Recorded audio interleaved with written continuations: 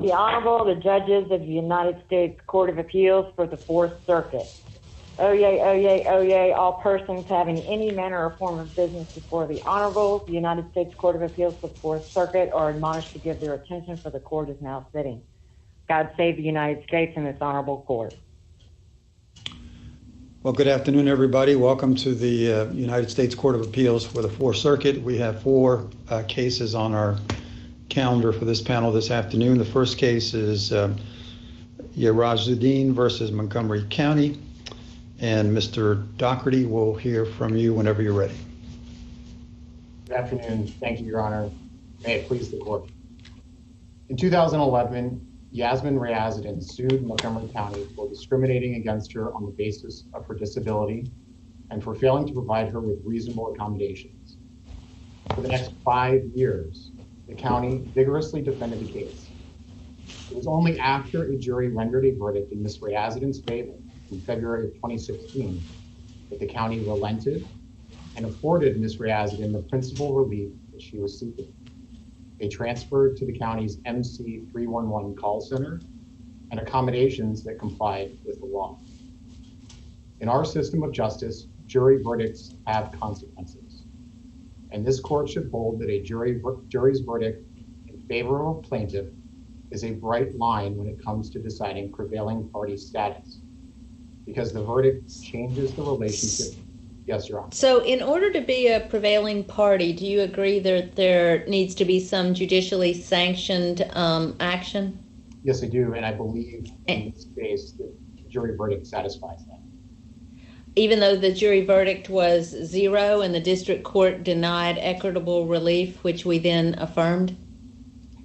Yes. So as Your Honor just stated, the damages, monetary damages, was not the only form of relief that Ms. Riazuddin was seeking. She also was looking for injunctive relief, transfer to the call center, and reasonable accommodations. And the county provided both of those after the jury verdict. But the court didn't provide that. The court denied that, right? The court denied that because the county had provided that after the jury verdict and before the evidentiary hearing on injunctive relief. So I'm just trying to understand how that's a judicially sanctioned act, and what case law you base that on. Sure. I mean, a jury verdict. So we're relying on Buchanan, and the Supreme Court's decisions addressing prevailing party status.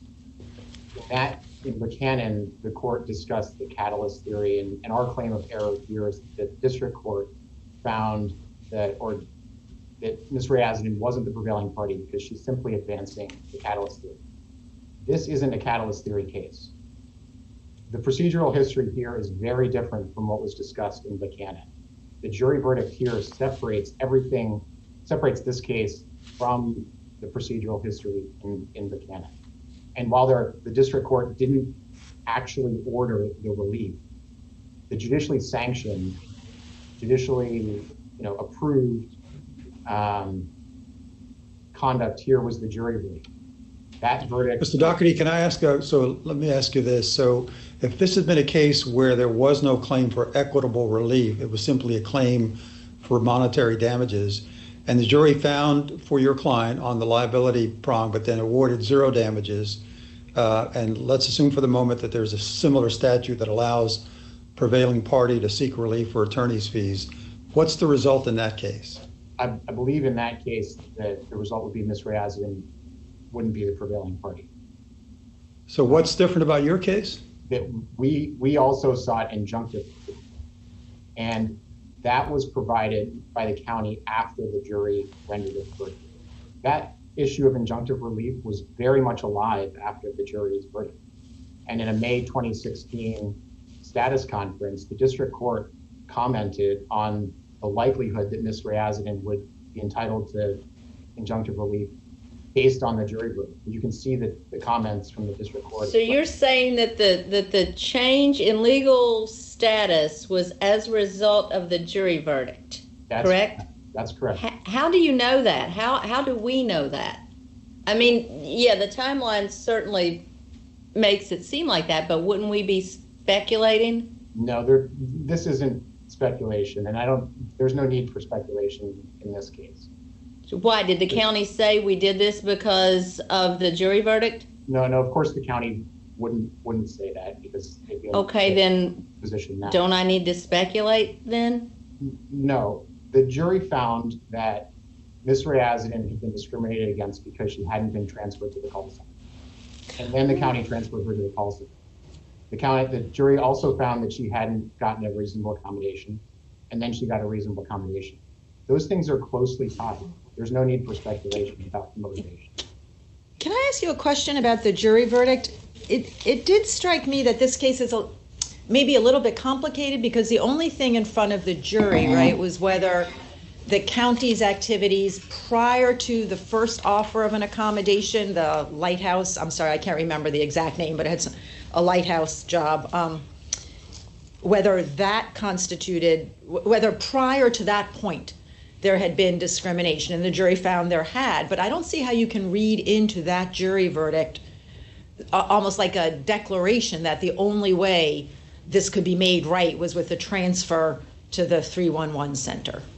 Well, do you know what I'm saying? I do understand what you're saying, and so I think the jury considered multiple potential reasonable accommodations before the Columbia Lighthouse for the Blind offer.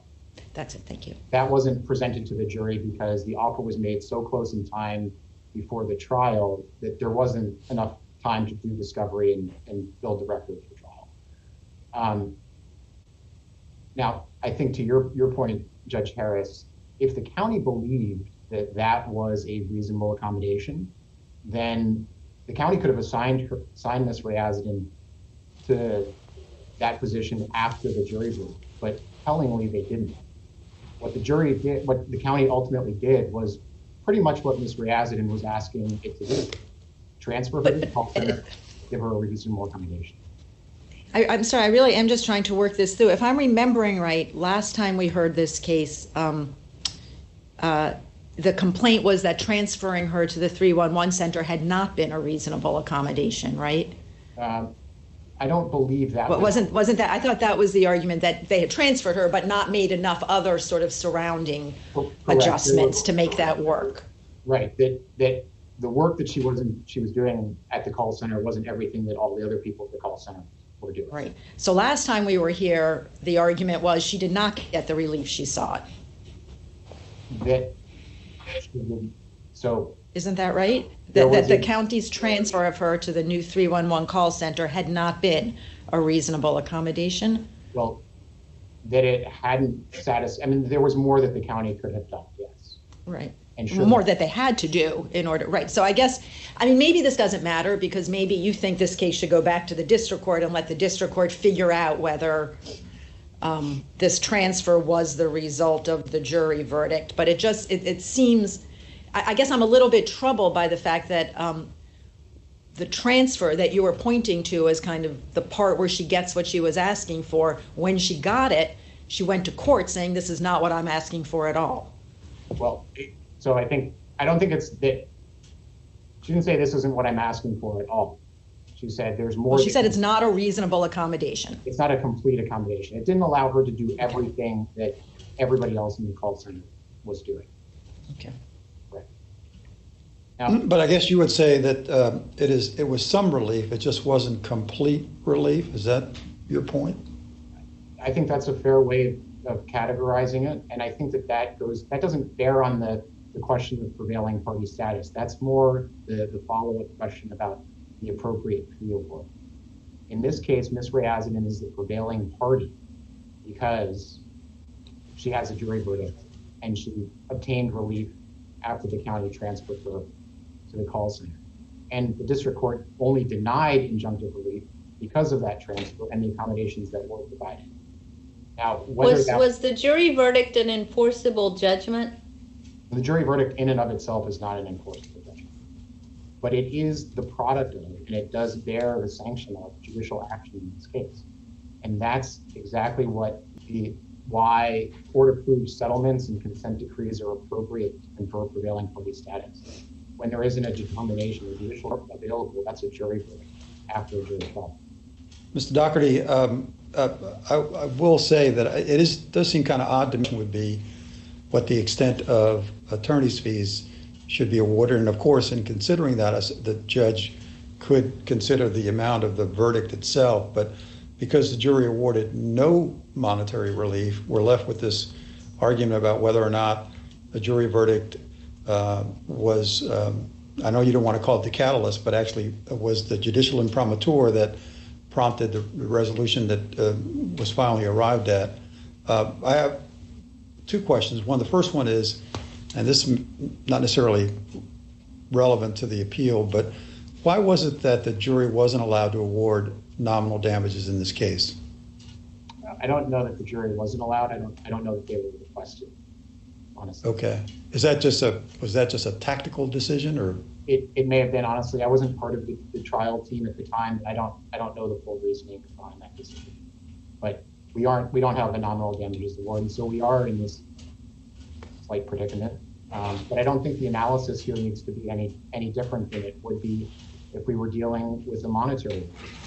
If Ms. Rayazian had, received $1 in nominal damages, then the question is, did she get all of the relief that she was asking for, and how does that bear on the ultimate award of attorney's fees?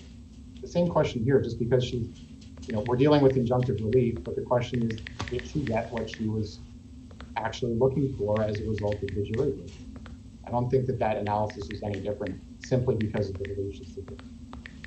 I mean, I understand, I do understand what you're saying, but I think there are other parts of Buchanan that suggest that the question is not did she get what she wanted as a result of the jury verdict, but did she get what she wanted as a result of an enforceable court judgment?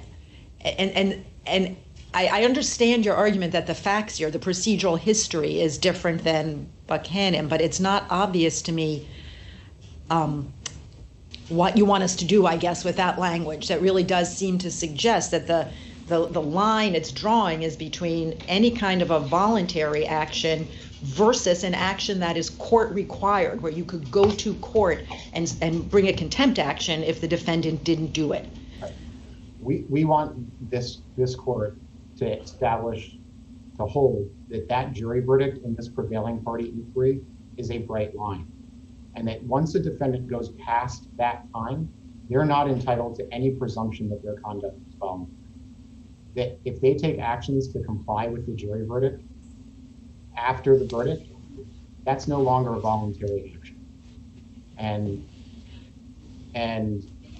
that's what we'd like to do. So you're saying the opposite of voluntary is not an enforceable judgment, it's Correct. An action but you're not an action taken as a result of the jury verdict, because that's a catalyst theory. So it's not required by the jury verdict, but it is what? Well, in this case, the conduct would have been required by the jury verdict. We know that based on the district court's comments from the May 2016 status conference. You can see that at Joint Appendix 72. The district court specifically references the need to make sure that the county, quote, gets it, and asks for additional discovery to make sure that the district court could craft an appropriate an injunction that would provide Ms. Rayazian with an accommodation. So Mr. Buchanan, can I you're just about out of time, but I do want to ask you this, because I agree with Judge Harris that Buchanan is a little bit troublesome for you, but on the other hand, wasn't there language in Buchanan, particularly in the form of a footnote, that seemed to suggest that, and in fact, Justice Scalia in a separate concurrence made this very point, that it's not the case that the court in that case was approving, as he put it, approving the practice of denying attorney's fees to a plaintiff with a proven claim of discrimination simply because the very merit of his claim led the defendant to capitulate before the judgment. Justice Scalia went on to say that's not this case, and then cited with approval an Eighth Circuit opinion where the very result that you seem to be suggesting here was obtained there, and the courts seem to approve of that scenario where you have a jury verdict in the case, even without a final judgment. That's correct, and I think that's correct. I'll also just note that the result that we're asking for in this case is consistent with another decision from this court, That's the Petrollo case that we cite we discussed pretty extensively in our reply brief. In that case, this court found that the plaintiff was the prevailing party on the basis of a jury verdict and that failed to award damages. And in that case, the plaintiff didn't seek conjunctive relief, but declaratory relief, and that was also denied. So the existence of a jury verdict as a bright line in the prevailing status inquiry, prevailing party inquiry, is well founded in this court's prior decisions and in the Supreme Court. All right, thank you, Mr. Doherty. You've got some time left for rebuttal. Ms. Kane, we'll hear from you. Thank you, Your Honor. May it please the court. The decision of the district court denying plaintiff the attorney fees should be affirmed because the district court correctly found that the plaintiff here, Ms. Riazadine, is not the prevailing party. To be a prevailing party for purposes of recovering attorney fees, the plaintiff must prove that there was, one, a material change in the legal relationship of the parties, and two, judicial imprimatur on that change. If the plaintiff proves these two things, then the court has discretion to determine whether or not to award attorney fees. In this case, plaintiff has proved neither prong. She has not proved a material change in the legal relationship of the parties, nor has she proved that there was any judicially enforceable relief. In fact, she has obtained no judicially enforceable relief in 9 years of litigation. What about the jury verdict? That is something that was lacking in Buchanan, but we have here. Are we just to ignore the jury verdict? It means nothing? Well, Your Honor, the jury verdict is a factual finding, and the jury verdict occurred in February of 2016. The jury verdict was based on a claim for past discrimination that the plaintiff specifically ended as of September of 2015. The reason the plaintiff ended her claim for compensatory damages for her emotional distress for the alleged violation of the Vocational Rehabilitation Act was because she did not want the jury to hear about, or there had not been sufficient discovery on the detailed job to the Columbia Lighthouse for the Blind, the collaborative job that was offered between the county and the CLB. So the jury found that she had not been reasonably accommodated in the February 16 trial based on her claim that ended in September of 2015, and there was no consideration of whether or not the CLB offer was a reasonable accommodation. Which would account for the $0 verdict because the discrimination had ended? I'm not sure I understand the court's question. That would explain why the jury found liability but didn't award any damages because the discrimination had ended? Well, we can't read what the jury did, why the jury did what they did, Your Honor. I don't want to speculate on that. Was it in front of the jury that discrimination had ended? Well, the plaintiff stopped her claim for damages as of September 2015, and why that became important was because, to get back to the court's question, then the jury came up with a zero award, and the court did not enter judgment on the jury verdict at that time. So the factual finding of the jury remained a simple factual finding until August of 2017, when the court had completed the trial on injunctive and declaratory relief. And at that point in time, a judicial pronouncement was made based on the jury verdict. So it was simply a factual finding at that time, and the court needed to take more discovery. Plaintiff said she needed discovery on the CLB job and whether or not it was a reasonable accommodation. And the court also wanted discovery on the status of the technology at MC3. So let me just make sure I understand. So opposing counsel connected the change in legal status, that is the county finally giving her what she said she wanted, tied that to the jury verdict. And when I asked about, isn't that speculation, he said that the timing of the sequence of those events makes it not speculation, that the change in legal status was as a result of the jury verdict.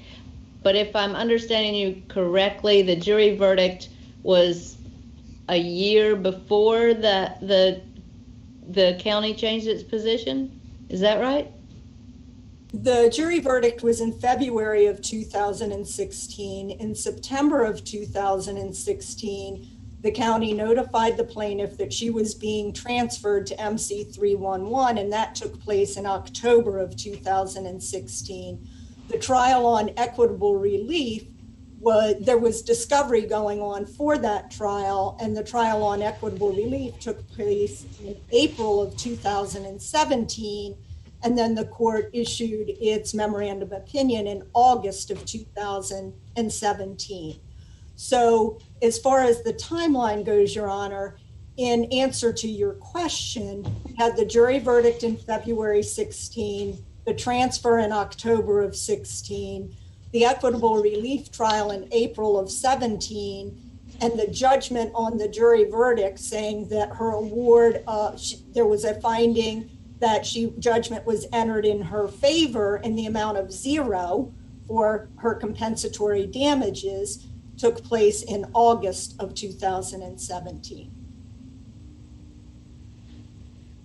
So the entry of the jury verdict was actually after she was transferred? Because she was transferred in October, but the entry of the jury verdict wasn't until the following August, it sounds like. That is correct. So perhaps it's not as intrinsically tied to the jury verdict as might appear at first blush. That is absolutely correct, Your Honor. Well, I'm not sure. Well, isn't that just a function of the process and procedure in this case?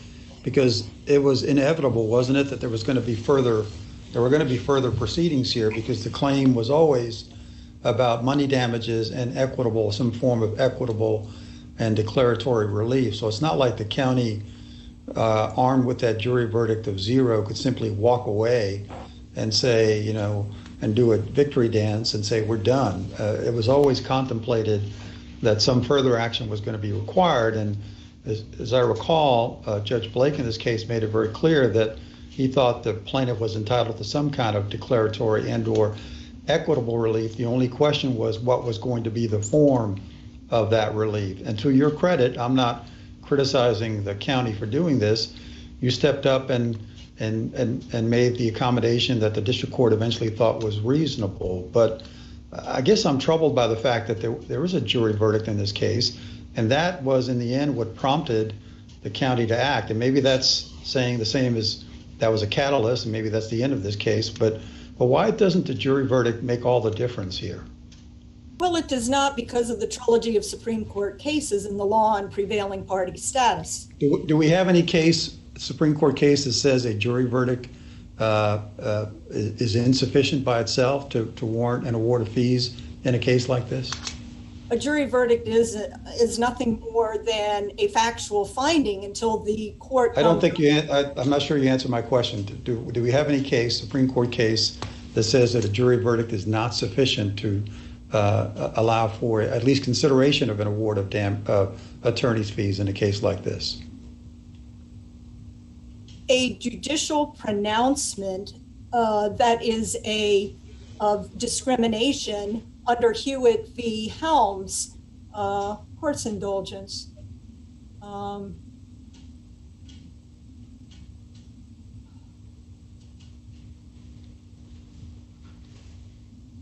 The key holding in Hewitt v. Helms was that the plaintiff must obtain some judicially enforceable relief on the merits. The moral satisfaction of knowing that the plaintiff's rights have been violated is not enough. You need an enforceable judgment.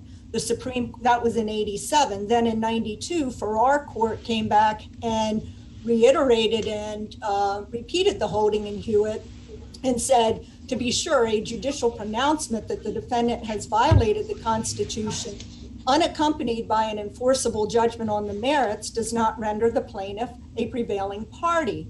Of itself, the moral satisfaction that results from any favorable statement of law cannot bestow prevailing party status. And then can I ask you a question about Hewitt versus Helms and that whole moral satisfaction line of cases? So I find this case very complicated, but I think the argument that the plaintiff is making here is not that the moral satisfaction of the jury verdict alone would be enough to make her a prevailing party. She's saying it's the combination. It's the jury verdict, that's the judicial imprimatur, plus the fact that I got the job. I don't think she's saying if it had been just the jury verdict. I think that's more like Hewitt. All you get is a declaration that you are, that you were right as a matter of law. And the court, I agree with you, and Hewitt says that kind of moral satisfaction does not make you a prevailing party. But I'm not sure we have a case that says a judicial declaration or a jury verdict plus a change, getting the relief you were asking for is not enough to make you a prevailing party, unless you read Buchanan sort of broadly. Well, I was coming to Buchanan next, Your Honor, and you anticipated my argument, and I hope I answered the court's question.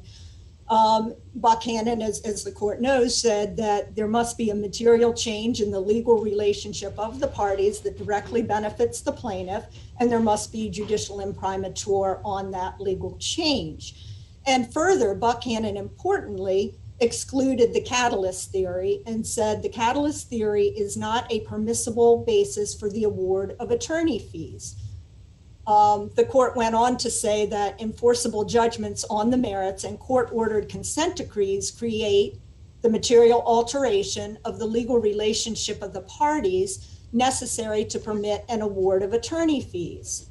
The court, in addressing the catalyst theory, held, quote, a defendant's voluntary change in conduct, although perhaps accomplishing what the plaintiff sought to achieve by the lawsuit, lacks the necessary judicial imprimatur on the change. Our precedents thus counsel against holding that the term prevailing party authorizes an award of attorney fees without a corresponding alteration in the legal relationship of the jury verdict at least explicitly recognized some ongoing illegal, well, at least past discrimination. Didn't that inherently change the legal relationship between the parties such that it led to the county? Transcript, Your Honor, or the joint appendix has a copy of the transfer letter and why she was transferred to 311. A plaintiff has asked the court to speculate on why she was transferred. Well, okay, what's the JA site? The JA is court's indulgence.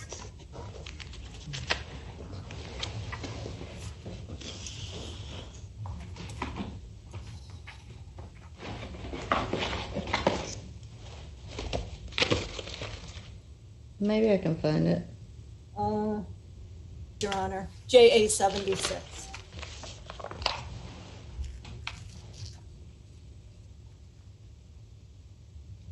And what did you want to direct attention to at JA 76? Well, it's 77. 77. You are right, it is 77. The purpose of your transferations. This transfer will benefit you and the department. And it goes on to say, Your Honor, the county, as this court has said before, and as Judge Chasnow said, the county always recognized it had to accommodate Ms. Rayazadine, and over the course of time, attempted to accommodate her in many year period of time. Initially, after her colleagues were transferred to 311 and she wasn't, the county offered her a full-time job at the Children's Resource Center. Then she rejected it. Then the county offered her a job at the Aging and Disabilities Unit, which she accepted. But she said it was a lack of meaningful work by the time she got to the jury trial. The county also, before the jury trial, had attempted to offer her a job, or had offered her a job, which she rejected, with the combination between the county and the Columbia Lighthouse for the Blind. And then after the jury verdict, she was transferred to 311. So all along the way, the county has been trying to accommodate her. It's not that this jury verdict just made the county jump into action. There had been a continuing process. And as you know, from the ADA, or the Vocational Rehabilitation Act, there's a public policy that wants an employer to engage in the interactive process and try to make an accommodation that will be acceptable for the plaintiff and for the employer. And the county did that in this case. Can I ask you a question? I just want to understand how much of your position sort of turns on the facts of this case and how much is sort of a more legal position. So just hypothetically, and I understand it's not this case, what if there had been like maybe let's call it a bench trial, and at the end of the trial, the court issues a declaratory judgment, no damages, no injunction, just saying to this government defendant, the failure to give this hypothetical plaintiff the particular accommodation she requested violated the Rehabilitation Act. Declaratory judgment. The next day, the government defendant gives the plaintiff that accommodation. Might that plaintiff be a prevailing party? I think that would be a different circumstance, Your Honor, and we don't have a declaratory judgment in this case. Well, I totally understand. That's why I started my question by saying that's not this case. But I'm trying to figure out if you think that would be, if you think that person might be a prevailing party, that suggests to me that maybe Buchanan is not as broad as we think, because there's still no judicially enforceable relief. We're just saying what I think is sort of the common sense insight that when a government defendant honors a declaratory judgment, which we as courts say all the time, we expect them to do. We don't have to issue an injunction. Everybody knows a government defendant is going to honor a declaratory judgment, that we don't really consider that voluntary behavior. Well, I think under your hypothetical, there's different issues here. And one is the past discrimination, and another is, and the past discrimination was found by the jury for not reasonably accommodating the plaintiff up to September of 2015. Okay, so that was where I started. So your argument is not that Buchanan wouldn't allow anything like this. It's that on the facts of this case, this plaintiff can't show that she got the relief as a result of the jury verdict. That's what you want to rest on. If she could show it, if it had been the next day and the county had acknowledged, say the county says in the letter, all right, we're listening to the jury verdict, we're transferring you, then would she be a prevailing party? Your Honor, that's still a voluntary change in the conduct of the county, which under Buchanan is the catalyst theory and does not entitle the plaintiff to attorney fees. So in both cases, I would say that Buchanan does not allow an award of attorney fees, although one may be closer than the other. But in Buchanan, there wasn't an adjudication on the merits. And here, and in Judge Harris's hypothetical, there is. Well, in here, there was a factual finding of the jury, and then the voluntary change in the conduct of the county. Then came the award of the court, giving her 0, entering judgment in her favor on the compensatory damages of 0, and denying her claims for equitable relief on the claims for an injunction and a declaratory judgment. And there was no basis for a declaratory judgment, and she didn't prove her case with respect to the need for injunctive relief, and this court affirmed that on appeal. Ms. Kane, can I follow up on that? So with respect to this issue of declaratory relief, once the jury trial was over, was there any question that the court was going to grant some kind of equitable relief absent a resolution by the parties? Yes, there was a question. That's why we took in trial. I mean, the plaintiff quoted something in her brief saying how the court, trying to point to the language of whether the county gets it, I think is what they said. But she also said in there the information she needed so she could consider their request and whether or not it was appropriate. Because things may be different, and they were different at the time of the hearing on the claims for equitable relief.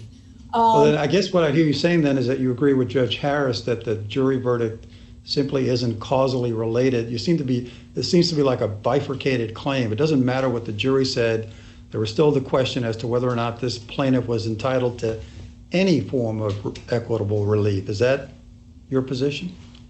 She was, if I'm understanding the court's question, her jury verdict of 0 compensatory damages did not entitle her to attorney fees. And no, but that jury verdict also had a finding of discrimination, and we've talked about this. It appears to have been a finding based on past discrimination.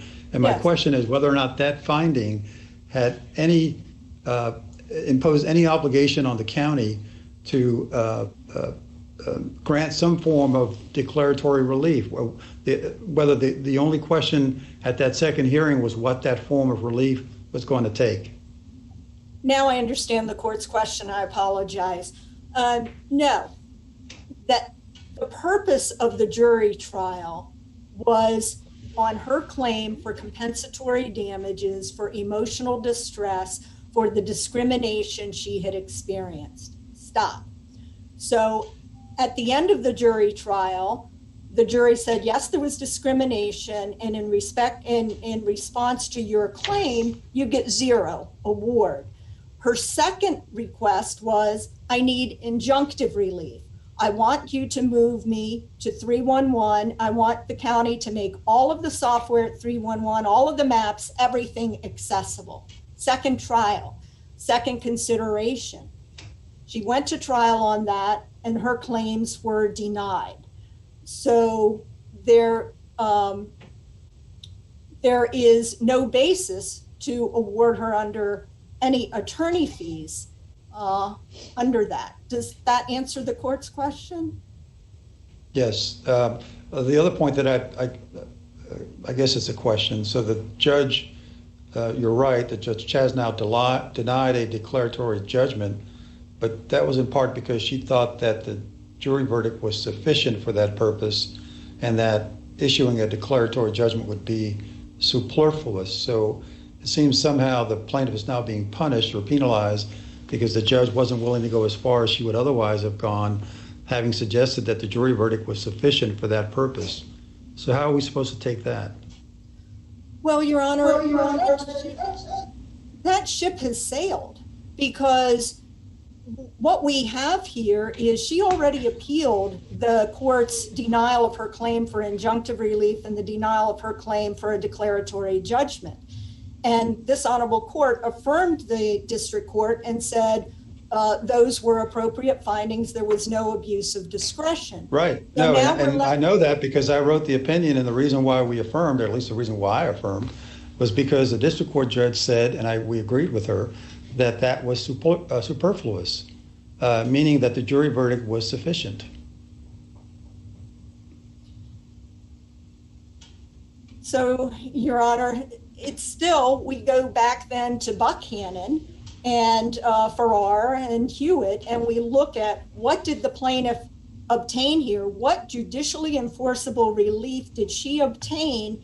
And it's none.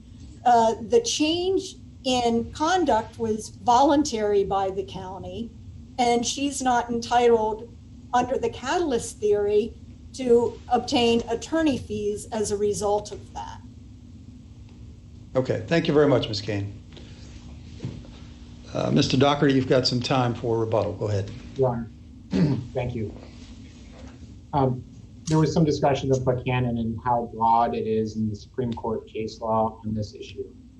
There is no Supreme Court decision that addresses this particular set of facts, where there is a jury finding, a jury verdict, and then conduct consistent with the verdict after that by the defendant. Buchanan is not broad enough to cover these circumstances. Buchanan, in fact, was a very narrow decision. It addressed what I'm going to call pre-merits mooting. based on the finding of, or based on the existence of a non-frivolous but potentially meritless lawsuit. And the defendant changing its conduct based on that. That's not what we have here. We have a jury verdict, and that verdict is entitled to significant weight. Can I ask you a question? Sure.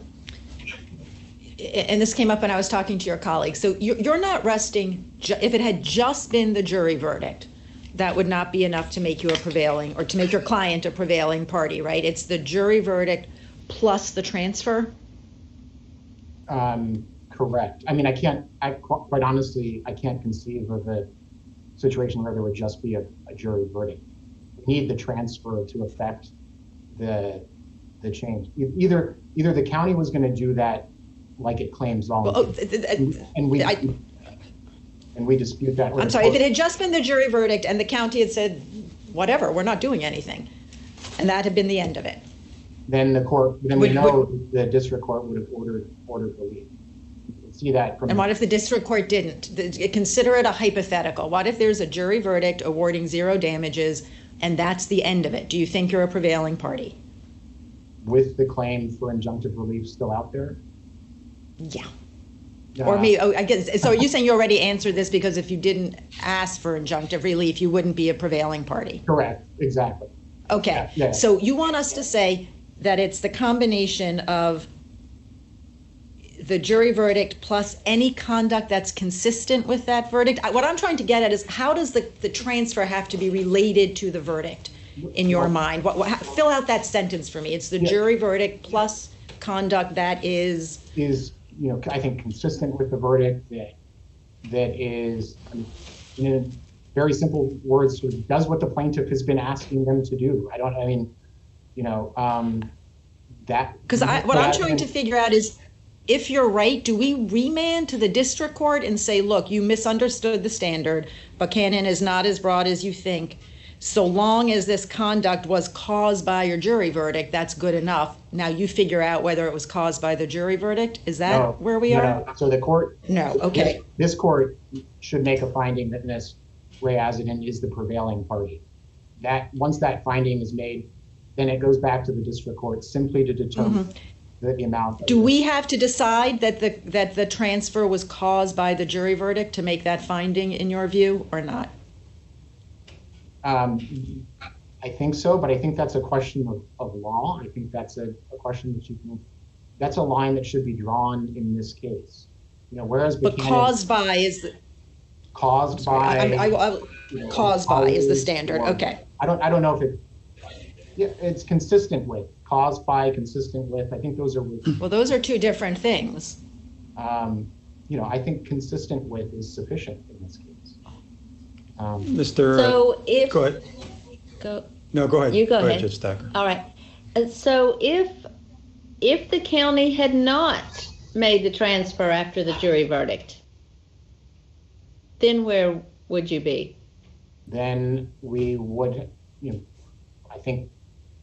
I don't know for sure where we would be, but I know that based on the district court's comments at the May 2016 hearing, there was a significant likelihood that we would have had, the district court would have ordered injunctive relief, and that Ms. Ray-Azadin would have been transferred and she would have been provided with an appropriate accommodation. And just to fill out the universe of possible scenarios here, so based on this notion that the jury verdict was intended to remedy the past discrimination, what if the jury had come back with no liability on that past discrimination? Would there be a need for trial on relief going forward in your case? And so that the jury found there was no disparate treatment. No discrimination, right? And I think that's then I don't. That's the end of the case, right? Story, yes. Yeah. Okay, so it's the only reason why you had a second part of the story was because of the jury verdict. That's right. That's correct. That's exactly right.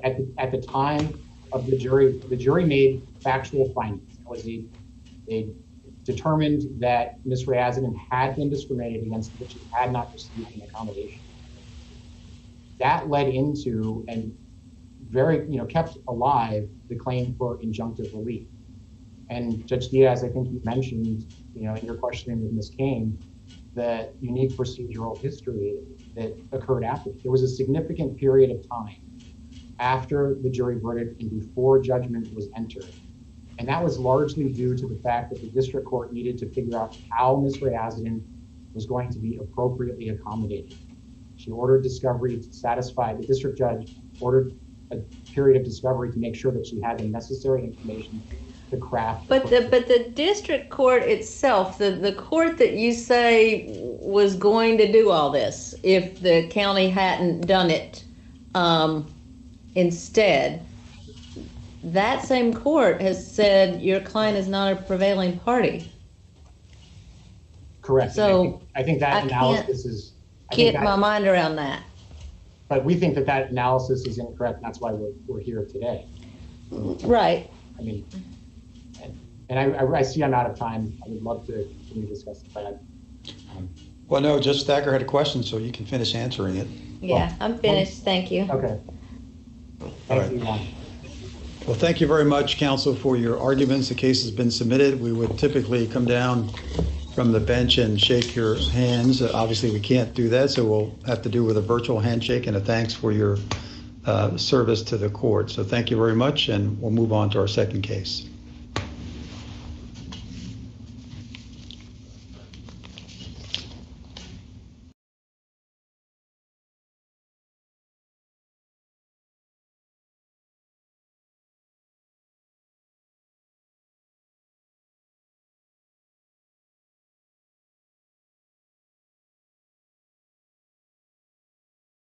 Second case on the calendar is Hairston versus the Department of Veterans Administration.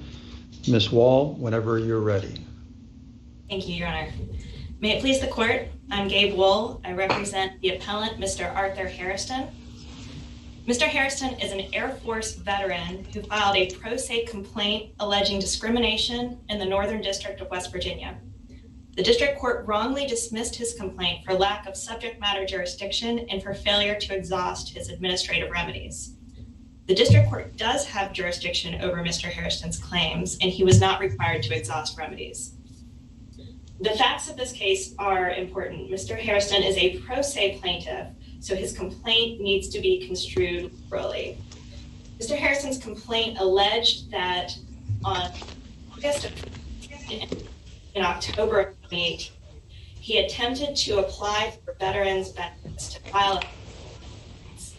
He alleges that VA withheld. All right, Ms. Wall, hold on a second. You seem to be fading in and out on the audio. Jackie, did you notice that?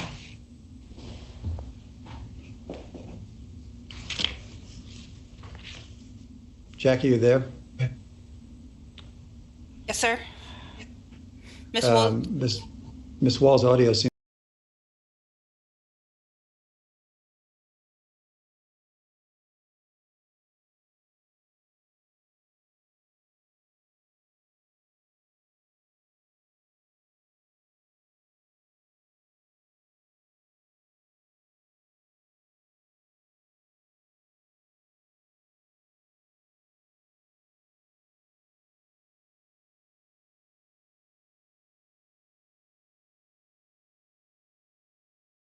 Thank you, Your Honor.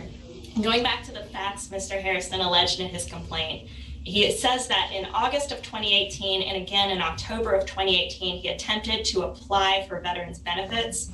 Both times the VA withheld the necessary information for him to submit his application. In December of 2018, he learned of the formal application requirement, submitted that application, and that's when the claims process began. The delay caused by this discriminatory withholding of information resulted in a delayed start date to any benefits for which he's eligible, as well as other damages. The complaint that he filed in February of 2019 in the district court, it is a short complaint, and it says in the caption of the complaint, Title VII discrimination. However, he makes no further reference to Title VII in his complaint and instead asserts a very basic tort of discrimination. Now, he filed to proceed without paying his filing fees, so the magistrate court got the first look at his complaint. Reading into that Title VII section, the magistrate judge considered this a Title VII claim and analyzed it under the basis. Saying that because he had not asserted that he exhausted administrative remedies as he's required to do under Title VII, the court did not have subject matter jurisdiction. Now, Mr. Hairston filed objections to this report and recommendation, and in his objections, he urged the court. Yes, Ms. Walt, so how do we have subject matter jurisdiction given that this is a claim involving the processing of veterans' benefits? Your Honor, I disagree that this is a claim involving the processing of veterans' benefits. And I think what the VA is asserting is that even though it concedes that the district court made an erroneous decision based on Title VII, that Section 511 precludes the court from jurisdiction, is what you're saying. That section is the only avenue of review of the VA's decisions and processing of veterans' claims. And I emphasize decisions and processing because that's not what we have here. Mr. Harrison is not seeking a review of any decision of the VA or processing of his application. He's saying that's because his claim is that he was discriminated against before he even got to that point. Is that right? Exactly. He was prevented from submitting an application and beginning the claims process altogether because the VA withheld that necessary information. And I'll go back. Counsel, sorry, Judge Harris here. So I have a question. I guess I do understand what you're saying, that this doesn't count as the processing of a claim because it's before he filed it. But your entire merits position, right, is that there's all this stuff the VA has to do before someone even files a claim. And so it seems to me that those two arguments are a little bit in tension with each other. I mean, the whole point of his claim is that before I even filed my benefits claim, the VA violated all of its own regulations about what has to happen. So it seems like the processing does, in fact, begin before the claim is filed on your own account. You're referring to, in the formal brief, I gave several avenues of potential federal question jurisdiction. And one of them, I point out that the VA does have its own regulations saying the type of assistant that it has to afford somebody who comes in to file a claim. In that case, it's not so much that Mr. Harrison's saying they didn't follow their own regulations.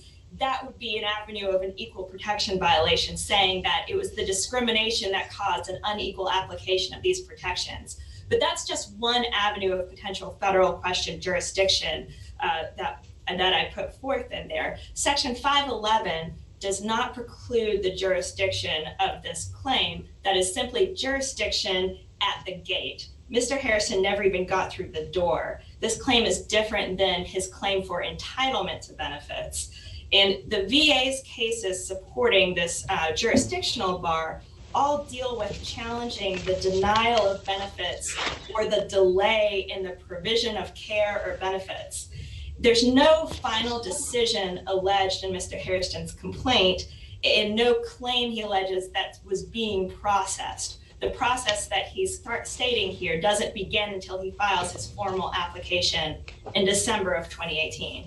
Yes, Your Honor. Yeah, sorry, this is the last one on this point, but so I thought that what he was right information from August 2018 to August 2019. That's what he wants, benefits for that year. So he states that in his complaint. That's the gist of his claim. He thinks he was entitled to benefits for that year. He didn't get it. He wants this court to deem him eligible for benefits for that year. I don't see how that's not his argument on 511 jurisdiction, because I see that as jurisdiction of VA decisions, and this was just not a decision. So yes, he wants benefits from the time he initially attempted to apply, but I think we have to concede that the eligibility for benefits is a VA decision. If the VA decides he was never eligible for these benefits that were in that December 2018 application, then the district court can't go back and force the VA to change its decision on that. This is a discrimination case for damages that, instead to those benefits, they be considered started at the date initially applied, as well as other damages.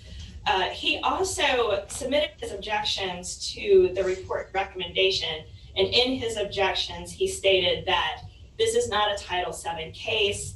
To the extent I put that in my complaint, that it review the portions of the report and recommendation to which he objected de novo. However, it failed to do that. So going back to the section. Ms. Wall, just to follow up, the VA or the Veterans Courts could not provide Mr. Harris, or Mr. Hairston, sorry.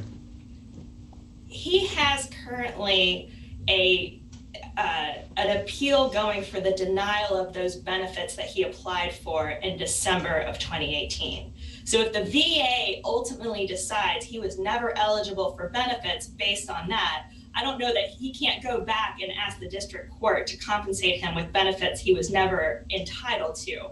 But that doesn't mean that under these legal theories, he's presented alternative theories. Or however the evidence shakes out, there could be compensatory or punitive damages or other damages that he's alleged. Does that answer your question? Go ahead, Judge Harris. Yes. I was just saying, I'm sorry, did you say that he has an appeal currently pending before the Veterans Board? Did I understand that right? Within the Section 511 jurisdictional framework, the application that he finally submitted and started the process in 2018, December of 2018, it's my understanding that he was initially denied those benefits. So he's in the appeals process utilizing the Section 511 jurisdiction scheme that's set out in the Veterans Judicial Review Act. And he wants us to do what then? I don't understand. If his appeal is already pending, what are we supposed to do? He's got an appeal pending on whether or not he's eligible for benefits. The case that he brought in the Northern District of West Virginia is discrimination tort. He tried to apply for benefits. He tried to access a procedure that he was entitled to access, and he was discriminated against when the VA withheld the necessary information for him to file his application and begin that process. And is he raising that discrimination? Sorry, is that discrimination claim? Is that claim before the board, the discrimination claim? Your Honor, I haven't seen all the documents before the board. It's my understanding that the Board of Review avenue is just for appealing the denial. So I don't know the basis of the denial of his eligibility for those benefits. But isn't his argument? Good. I assumed his Let Judge Thacker go. Sorry. No. No, I don't have any. You go ahead, Judge Harris. I'm just confused. I would have assumed his argument. I have not seen the board papers either. But I would have assumed his argument is what I'm able to pick up from the complaint and the brief is that his whole argument is from 2018 to 2019, the reason I didn't get benefits is because no one told me how to apply because they were discriminating against me. So I assume that's his argument before the board. I should have gotten benefits, and the reason I didn't is because people discriminated against me instead of following the process for telling me how to file an application. So I guess I am, and if it's not before the board, it seems like it's kind of waived. I guess I just don't understand what we can do while this matter is pending somewhere else. Your Honor, it may be the case where this particular relief of whether he's eligible or whether he should have his benefits backdated to August when he initially tried to apply and was discriminated against has to wait until there's a final decision from the board on whether or not he's even eligible. But that doesn't discount any other avenues of relief for just a straight up discrimination tort here. Well, is he asking for damages? What's he asking for? He does for the discrimination. He says compensatory, monetary, other damages. So depending on which legal theory progresses in the evidence, I think there is a possibility that there are other damages there other than this backdating of benefits that he would be eligible for. Yes, Judge.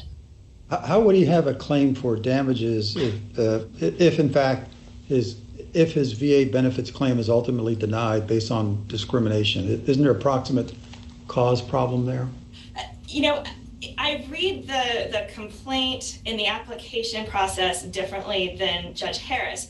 he's got this discrimination case that is asserting there was discrimination and wrongdoing at the application stage, before the application stage. And then he applies for benefits, and that application is denied by the board. That, I believe, is what he's appealing, that whether or not he's eligible, not this discrimination, this wrongdoing at the start of the application process. So I see that as two different issues pending in two different jurisdictions. And while the relief in the discrimination case may be affected by whether or not he was even eligible for these VA benefits, I don't know that that's the only relief that he could get for a discrimination tort that he's alleged the essential facts for. And if the court looks at this case under the Brody versus Matter case, where the group of veterans alleged that the government withheld information that would have enabled them to apply for benefits, I think that case is particularly relevant here. I think that's a lot of what Mr. Harrison is saying. He was denied at the door the opportunity to file his claim, which resulted in a several-month lag of getting his application in. So the lower court ruling of lack of subject matter jurisdiction under Title VII was erroneous. I think everybody agrees that that was wrong. This is not a Title VII complaint.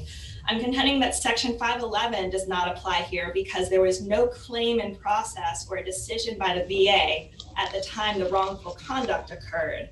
And I would also note that the court should not uphold the wrongful judgment of the district court on grounds that were not first presented in the district court. And I think that's the general rule, and I don't see that there is an exception to that rule here. Granted, the VA did not have the opportunity to present its arguments in the district court, but it is still the general rule that this court may uphold judgments on separate grounds, but that contemplates those grounds at least being considered by the court or presented to the court. I'm sorry, Your Honor. I think you're muted. Sorry. I don't think that rule of law that you just described applies when it comes to our jurisdiction. We're always able to examine our jurisdictions on appeal whenever, even if not raised by a party. That may be the case. I still would argue that without having presented evidence and argument before the district court and giving the district court the first pass on this, and maybe that's not the correct standard for reviewing jurisdiction, I would urge the court that Section 511 does not preclude jurisdiction.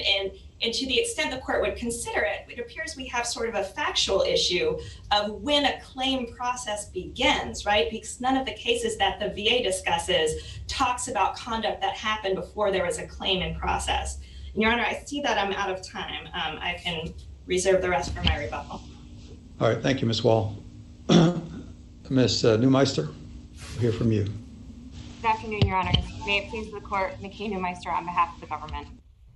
In enacting Section 511A, Congress intentionally effectuated a broad divestiture of district court jurisdiction and channeled claims to the VJRA scheme.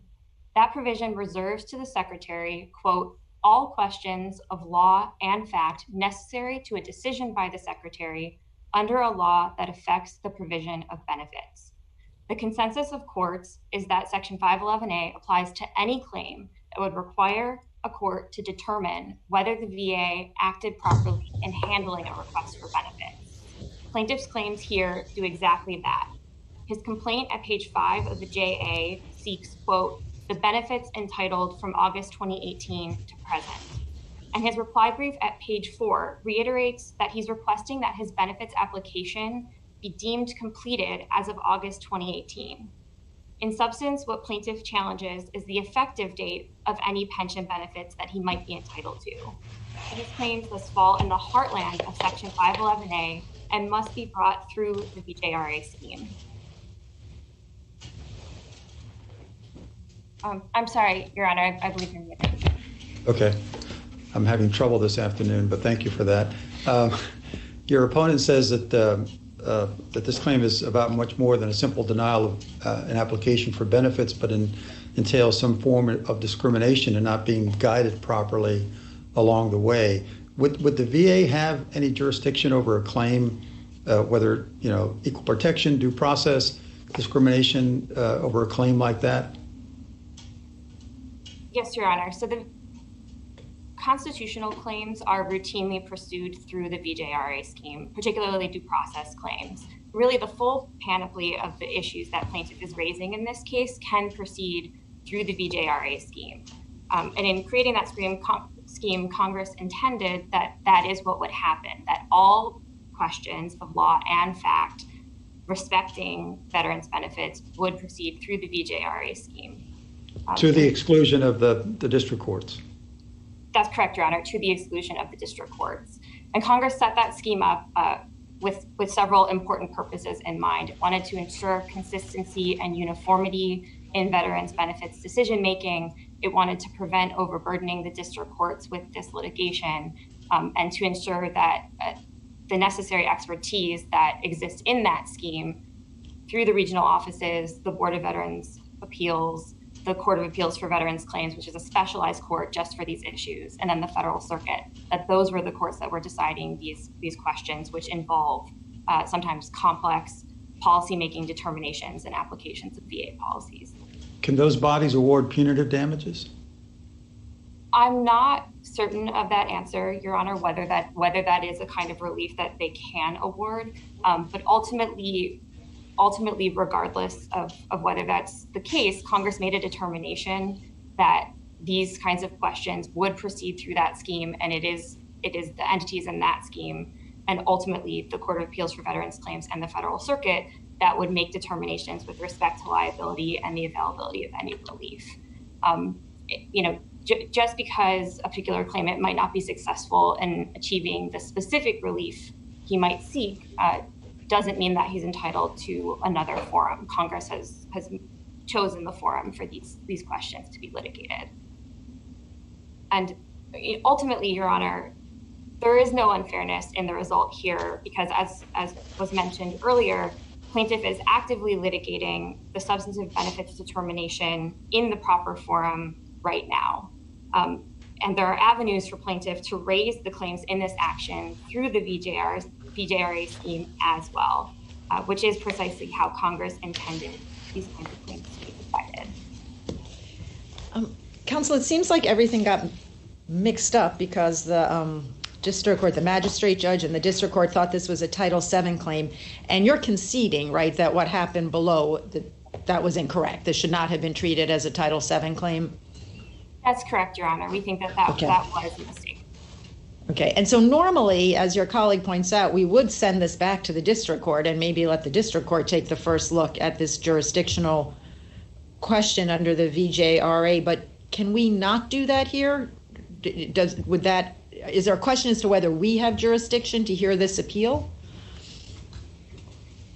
I don't believe the question is as to this court's jurisdiction, Your Honor. I think I'll admit I haven't specifically thought about this court's jurisdiction as opposed to the district court's jurisdiction. So could we send it back and have the district court make the first determination as to whether it has jurisdiction to hear this case under the VJRA? It's within the court's discretion to do that, Your Honor, but we don't think that that's necessary in this case.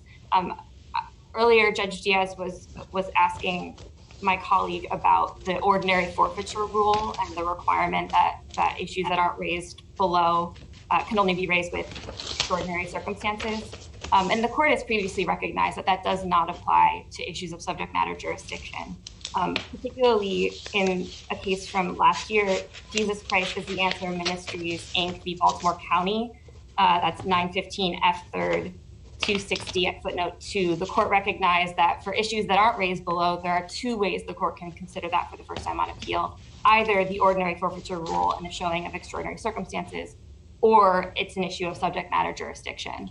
And we think that sure, and I don't doubt that we could resolve this question. I'm just trying to figure out what is the best thing to do in light of,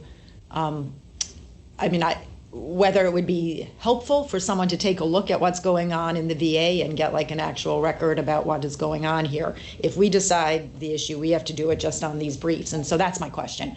Yes. I assume we could do it either. I just want to know, could we do it either way? And the answer is yes.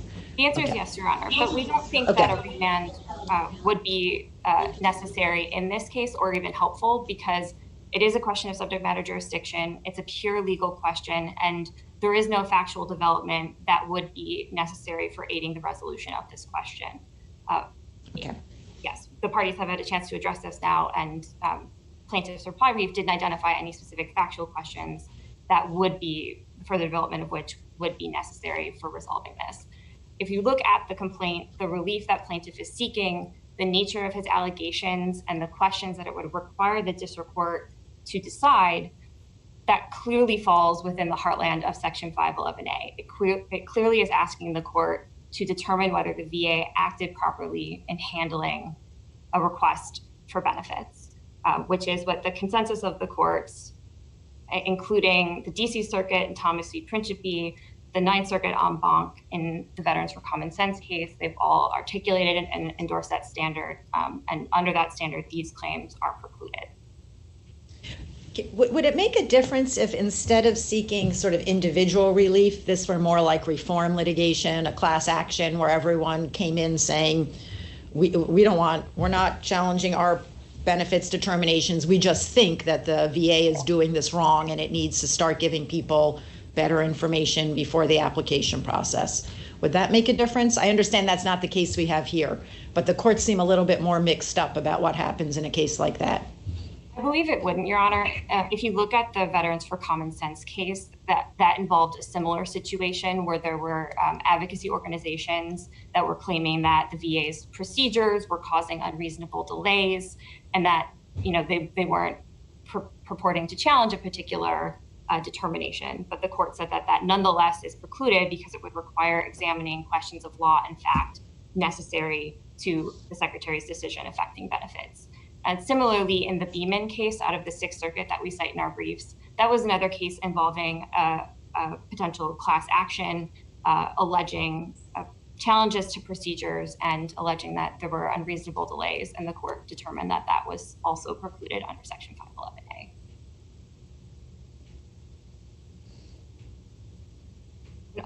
Ultimately, Your Honors, it is Congress's choice to structure the VJRA scheme this way, and it did so for good reasons. It doesn't foreclose review of claims, rather it channels those claims and all questions with respect to veterans' benefits through a specialized scheme. And the statute and case law are clear with respect to the claims that have been alleged in this case, that they fall within the scope of Section 511A preclusion. But because plaintiff is actively litigating in the VJRA scheme, he has avenues to raise these claims there as well. If there are no further questions, for all of these reasons, sorry, Your Honor.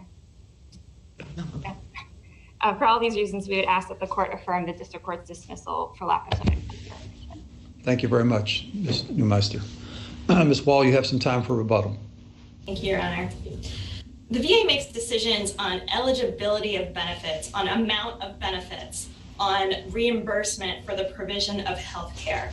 That is not what was going on here. And I didn't hear it address the fact that this was not a handling of a claim. The claim didn't start the process until he filed his application in December of 2018. There was no handling of it in the claims review process. That was about the time it takes for a veteran to submit an application to when it gets reviewed and he gets or she gets a determination on those benefits.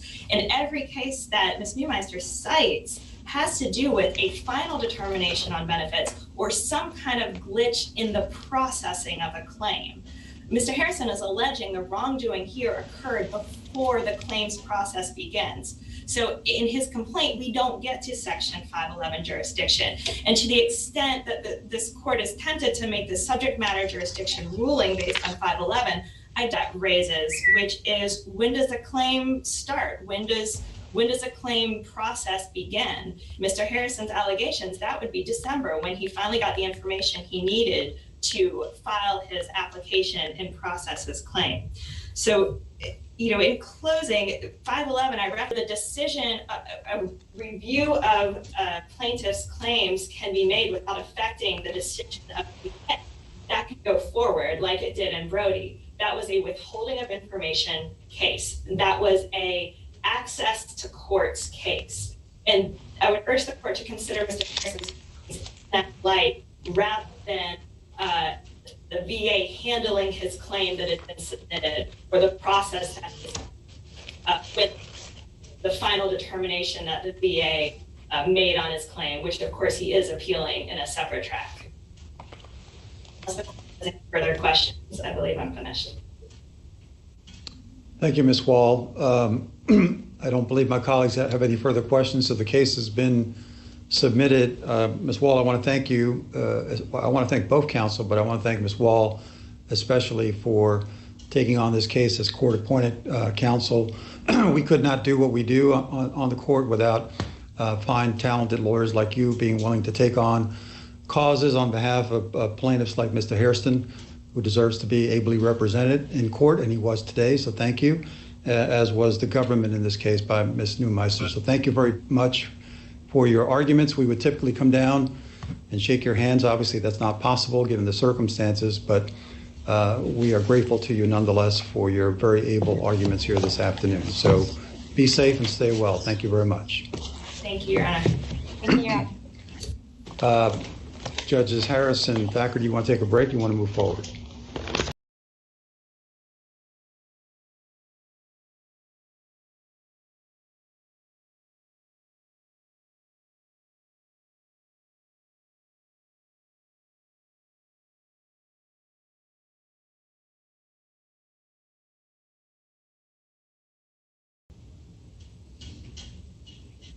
Judge Diaz, I think you're muted.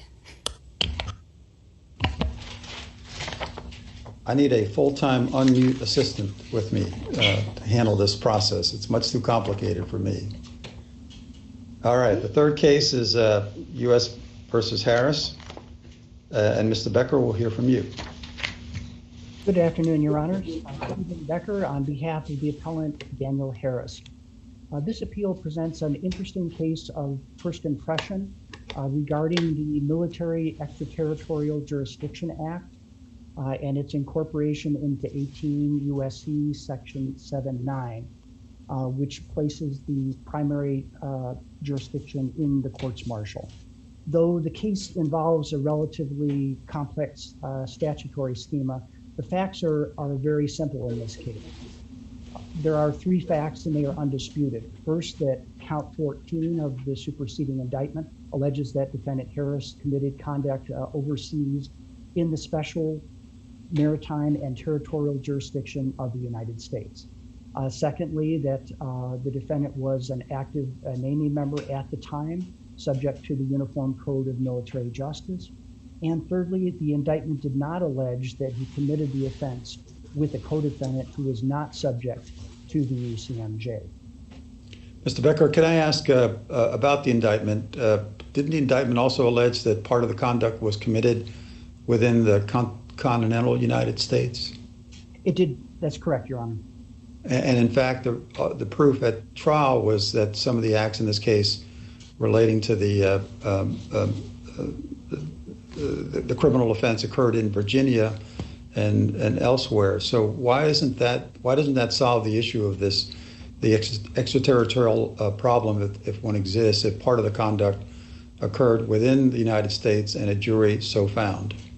Well, this goes to dispute and the government's argument that the court can essentially create jurisdiction out of thin air if part of the conduct occurred in the domestic United States. And this is a position that we dispute. We have two arguments as to why this is incorrect. First of all, if a court lacks in personam jurisdiction over part of a count, then the entire count is considered to be null and void. That there is a lot of case law, the court lacks personal jurisdiction over part of it. This was a choice that the government could have made. They clearly could have indicted Mr. Harris separately on the conduct separately. That was a choice that they made. MIJA was already in effect for 10 years prior to that time. So that was a charging error on their part. And secondly, the only cases that they cite in support of this position are venue cases. And as the court, substantial substantive difference between in personam, subject matter jurisdiction, and venue. Yes. Let me make sure I understand. Are you saying that a military member could never be indicted under 18 United States Code Section 2422 unless they are also charged with someone else in that count that is not a military member? If If the conduct occurs overseas in the special maritime and territorial jurisdiction of the United States, if the military member is an active member at the time of the indictment, subject to the UCMJ, and he is not indicted with a co-defendant who is not subject to the UCMJ under Section 30. Also seems to bear that out, at least my reading of it. Is that right? That is correct. That's exactly what the manual says. So what happens if we agree with you, practically speaking, with regard to count 14, because he was charged and convicted? Vacate the conviction on count 14 and the sentence.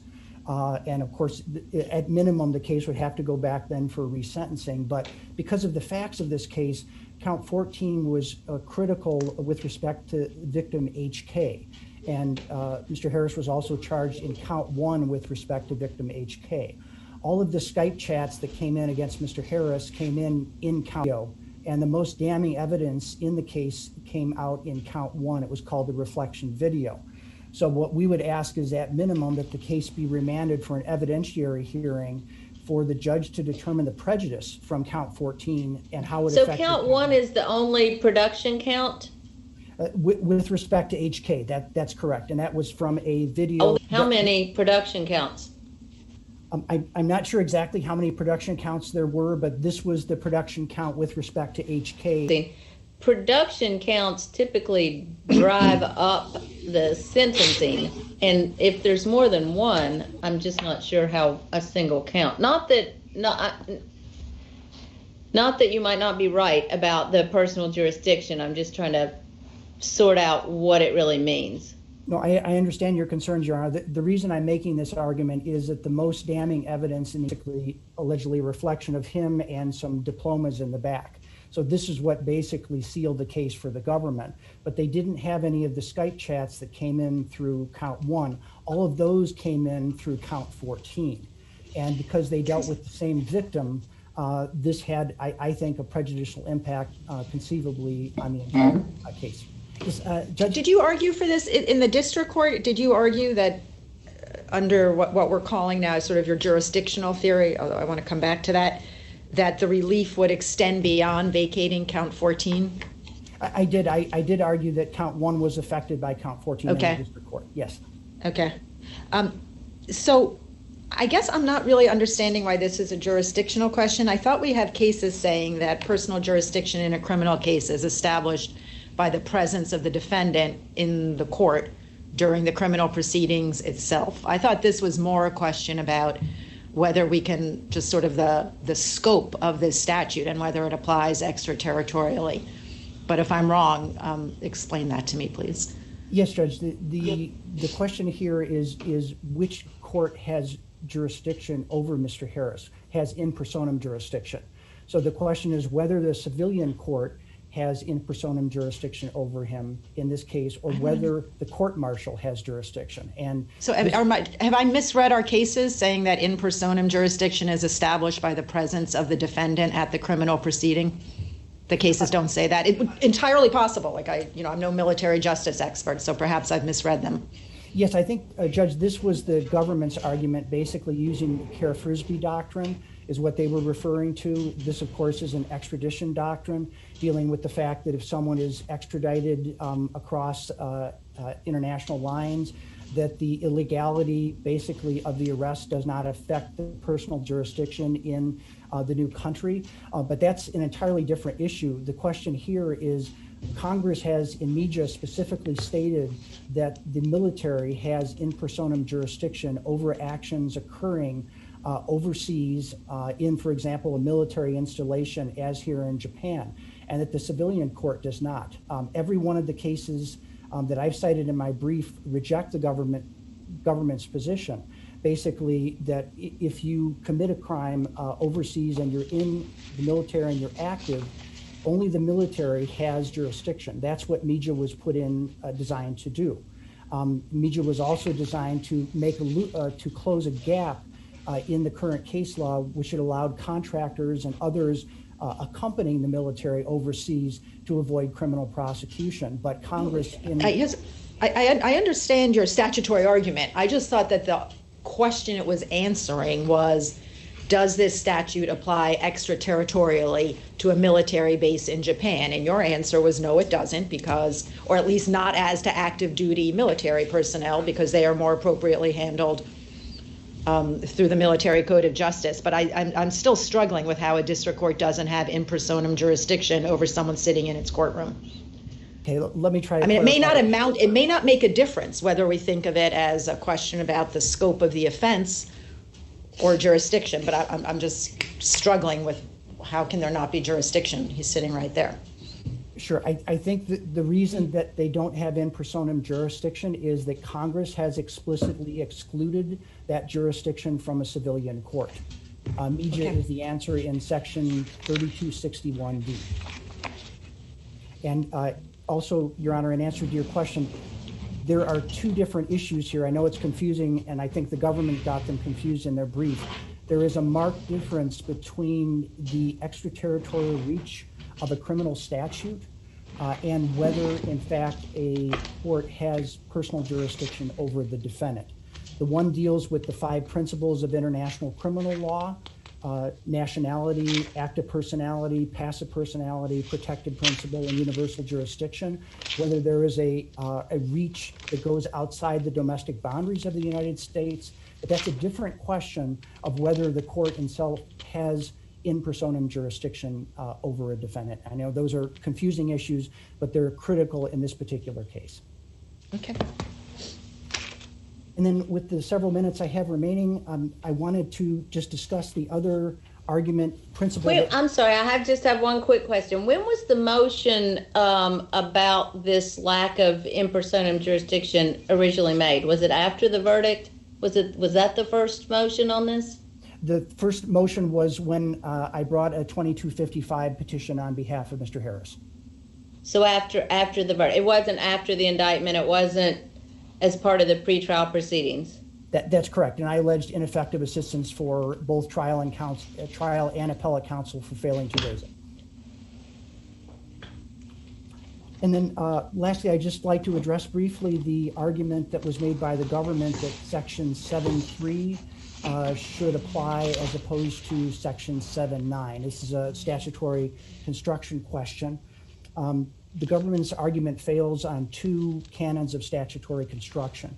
Number one is that the more specific statute should control over the more general. I think there's no dispute that the general language of Section 7.3, which talks about lands acquired for the use of the United States, is much more general than the language of Section 7.9, which speaks in terms of military missions or entities in foreign states.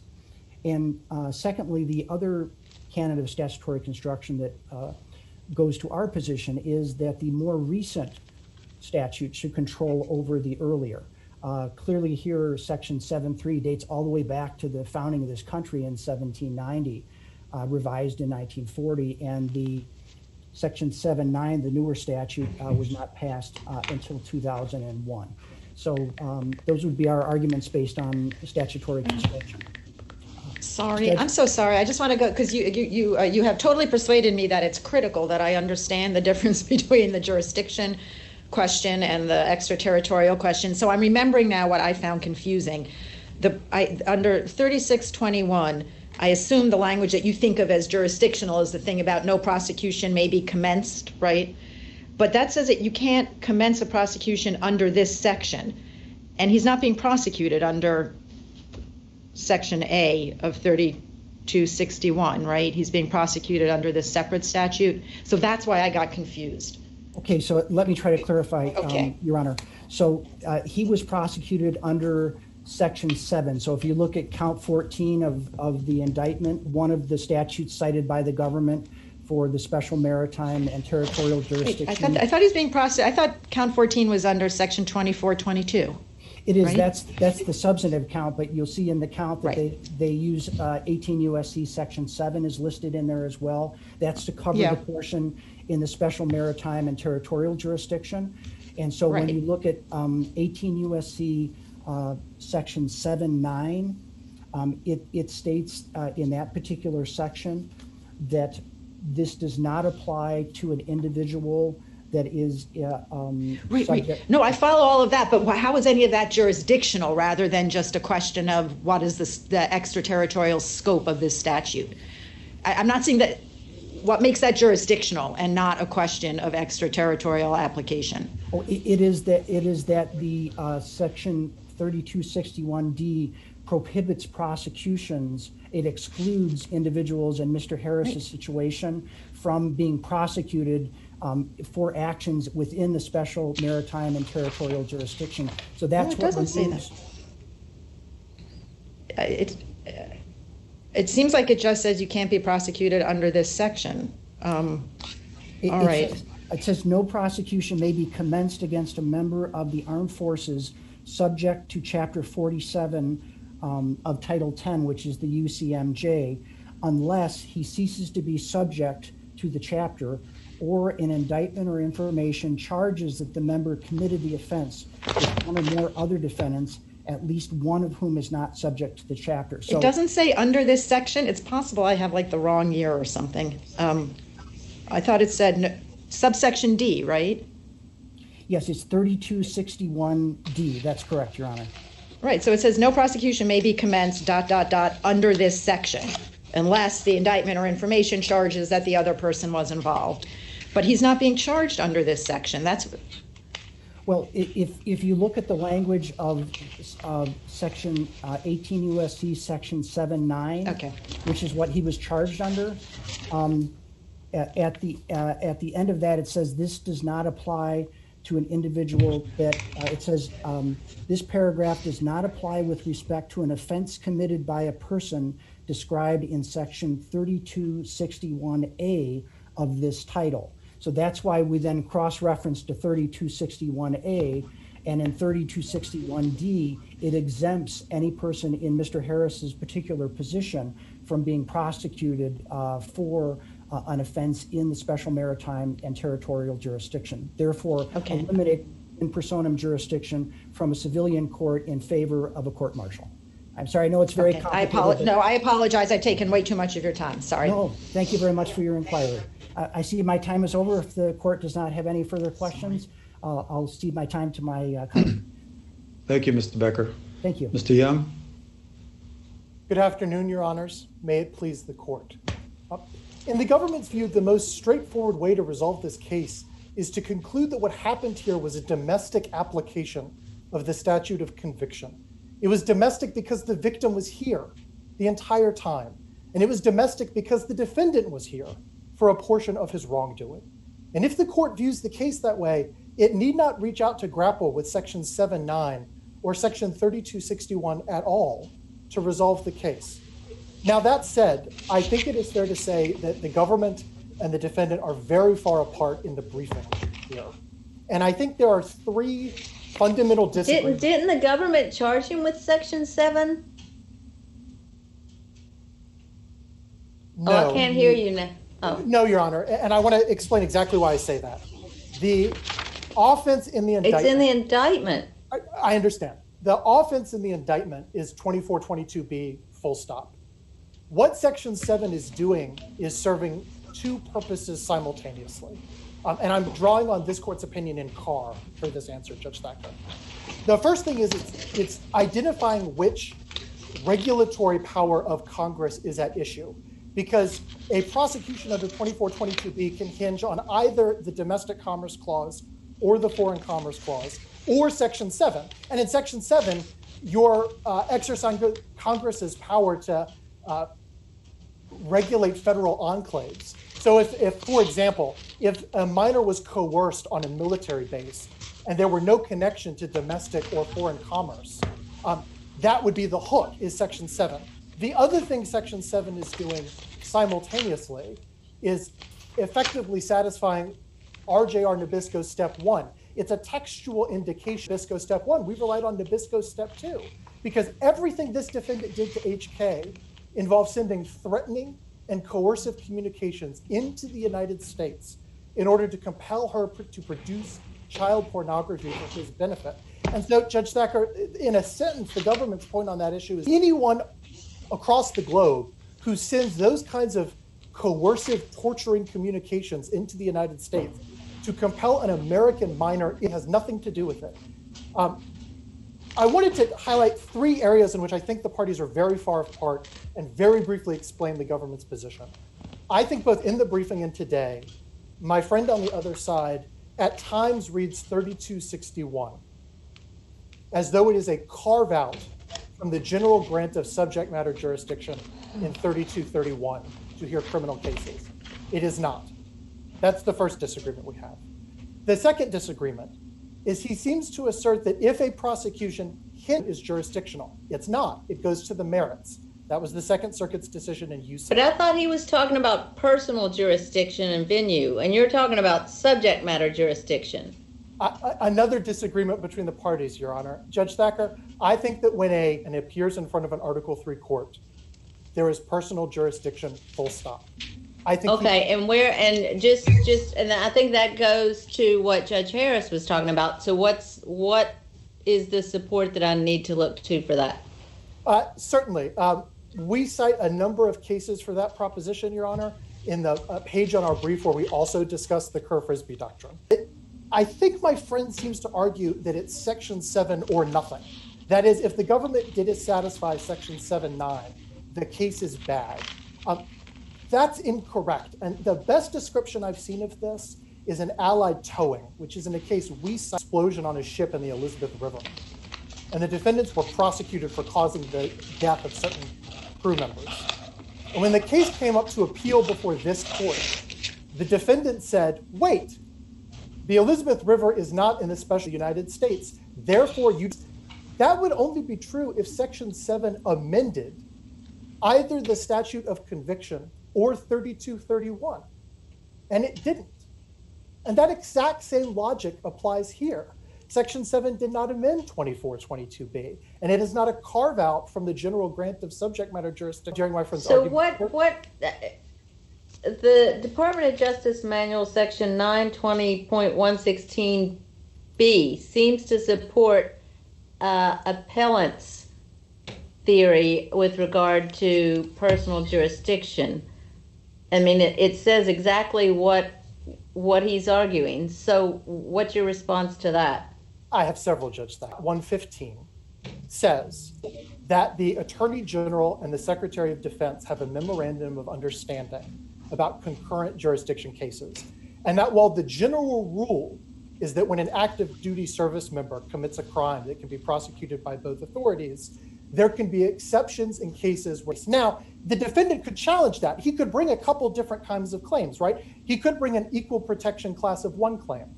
He could say, you're prosecuting, that my friend cites in both his opening and his reply brief, which is a case where Judge McMahon had very serious questions about why the defendant, their article eventually said, was that too much time had elapsed between the conduct on the military base and the Article 3 prosecution. But the Justice Manual does not confer any right on the defendant as to venue, and the rules for courts-martial, Judge Thacker, make that plain. They say expressly that a defendant has absolutely no right to challenge which. And I thought opposing counsel is arguing there is not concurrent jurisdiction. So where are you finding support for there being concurrent jurisdiction? This court's 1970s decision in Bockenhaupt. Bockenhaupt says that courts-martial jurisdiction is concurrent with civilian jurisdiction. Wasn't that before the act that we're talking about here? So, Judge Thacker, by about 25 years? So that puts your question in dialogue with Judge Harris, and I want to get to the statutory language. 31, it's a separate crime. And there are a couple of reasons why I want to try to convince you that that's so. The first is the language, Judge Harris, that you quoted. Subsection D says that the limitation there only applies to a prosecution commenced under that section. And of course, this case was not commenced under that section. So let's make that real, right? So we cite in our brief Green from the Sixth Circuit, which is a classic 3261 case. It's a case where a soldier is not within the special territorial jurisdiction of the United States because he's off base. So 3261A applies. I pulled the indictment in that case to make sure that I was correct about this. If the court goes to Pacer and look at the Western District of Kentucky page, the last line of the charge in that case is in violation of 3261. That's the crime. And when this court in Brim affirmed a NEJA prosecution, it said that what in effect 3261 does is it assimilates the federal criminal code. It's almost as if other Title 18 offenses become predicates in a standalone 3261 prosecution. Now, practice differs in Brim itself. I pulled the docket in that case too. The last line of the charges that were at issue were in violation of the Title 18 substantive provision and in violation of 3261. But the point is the same. If you're indicting someone under 30, also in terms of textual hooks. Mr. Young, can I ask, Mr. Young, sorry, you began your argument by suggesting, I think, to us that we avoid this murky area of the law regarding the application of the extraterritorial statute in 32 messages and enticing a minor to produce pornography in the continental United States, and then committing part of the acts while he was stationed domestically in the United States. Why isn't at least that subset of the I'm sure you take the position that both would apply, but certainly the commission of part of the offense in the United States would seem to resolve the issue, and so we don't have to worry about whether or not any of these other statutes apply. Why isn't that the answer to this question? It is a perfectly excellent answer to the question. I agree. Well, but your opponent says that that's not correct because all the cases that deal with that are cases that deal with venue and not jurisdiction. So what's your response to that? A few different responses, Judge Diaz. The first is, contrary to my friend on the other side, I disagree that there's anything wrong with looking at the venue cases in this context. And the reason is... And while you're at it, I'm sorry, he also says that you had a choice in the way you framed exactly what those consequences are, because it seems to me that I don't see any, but maybe I'm missing something. Okay, let me get to all of that, Judge Diaz. First, venue. The reason it's appropriate to look to the venue cases is because what venue cases ask is where are the offense elements being committed? And there's nothing wrong with looking to cases that answer that question and asking the same question for purposes of jurisdiction and extraterritoriality. And the example that I would give Your Honor is a few weeks ago, this court decided a case called Ion Brito about venue in 1326 prosecutions. In doing that, it cited cases about the statute of limitations. Why did it do that? Because both the statute of limitations cases and the venue cases ask, where is this offense occurring and when? So there's nothing problematic with doctrines talking to each other, and that's true here. My friend also said that there's a body of law suggesting that if the court lacks jurisdiction at time 1, but is seized of jurisdiction at time 2, it lacked jurisdiction forever. I read my friend's cases. I'm not sure to which body of law he's referring. So I confess I'm not sure what that is a reference to. Consequences in charging, Judge Diaz. It is correct that we charged this as a single count. We're permitted to do that under Burfoot because it's a continuing course of conduct involving the same players. We addressed this in our brief when we described how the court would handle a Yates alternative theory error. And let me unpack that for a second. If the court were to conclude that it agreed with our first argument, which is when you send these kinds of coercive communications to an American victim, that's enough. You never have to reach this question because HK is in Roanoke County the entire time. But if you go to the next step, Judge Diaz, as you suggested, and resolve the case on, but he's in the United States for part of the time, then you might ask yourselves, what do we do if part of the count is based on a legally valid theory and part of the count is based on a legally invalid theory? And my submission to the panel is, I think that's just a Yates alternative theory error, by which I mean, this comes up all the time. So like in Jefferson, for example, there was a fraud count that was arguably bad after skilling. And so then the question you have to ask is the error harmless because the evidence would support the count and an alternative valid theory of fraud? Yes, Judge Harris. Can I ask you a question before we even get to Yates? And this is a question I had about the structure of your argument. It seemed to me there were cases that took the fact that the defendant is in the United States for some but not all of his conduct, combined that with the fact that the victim's in the United States and said all of that means that this is a domestic application of this statute. They didn't say I understand another way to look at it would be to say, even if the fact that the defendant is in the United States for some of the conduct doesn't make it a domestic application, maybe then we can have this Yates question about, can we divide out, say, maybe we can, but I'm not sure you have to get there. It seems to me that you can take account of the fact that the defendant was in the United States for part of the conduct in deciding that this is a domestic application of the statute, period. The whole thing is a domestic application of the statute. And that seems to be, I don't have the cases in front of me, but the way, at least maybe it was the DC Circuit, handled that question. That's right. That's Sitzman. That's exactly correct, Judge Harris. Okay. Let me put it in a single sentence. They are two roads to the same destination. Yeah, but one of them goes through Yates and one doesn't. And it right. seems to me you'd be better off with the one that doesn't. I would be absolutely delighted if the court were to say, because every one of these illegal enticements was sent to an American victim in the United States over the wires and the internet governed by interstate commerce, it's a domestic offense, period. I think that is a very clean way to resolve the case. Yeah. Can I'm sorry, this question about the implications of the charging decision, and maybe I should ask your colleague this too, but I'm not even understanding. The indictment says that this is in violation of Section 2422B and Section 7, but how is Section 7? Section 7 is a definition section. Like, that's not a crime. That's right. I don't understand. He wasn't charged with violating Section 7. That's not a criminal offense. So this goes back to my answer to Judge Thacker, Your Honor. So Section 7 in this indictment is doing two things simultaneously. It is telling you which congressional power we're relying on. Right. So we're relying on both the power to regulate interstate commerce and the power to regulate conduct in federal enclaves. Right. And it's a hook for extraterritorial application in our old case, the Erdos or whatever. Yes. Okay, but it seems to me like we should all be able to agree that the one thing it can't be is a criminal charge, because that's not a criminal offense. That's right. That's what this You can't be charged with violating Section 7. That's what this court reasoned in Allied Towing. That's how I started. In a case where the defendant said, if Section 7 doesn't apply, I'm home free, this court said that would only be true if Section 7 amended the underlying offense or 3231's grant of subject matter jurisdiction, but neither of those is true.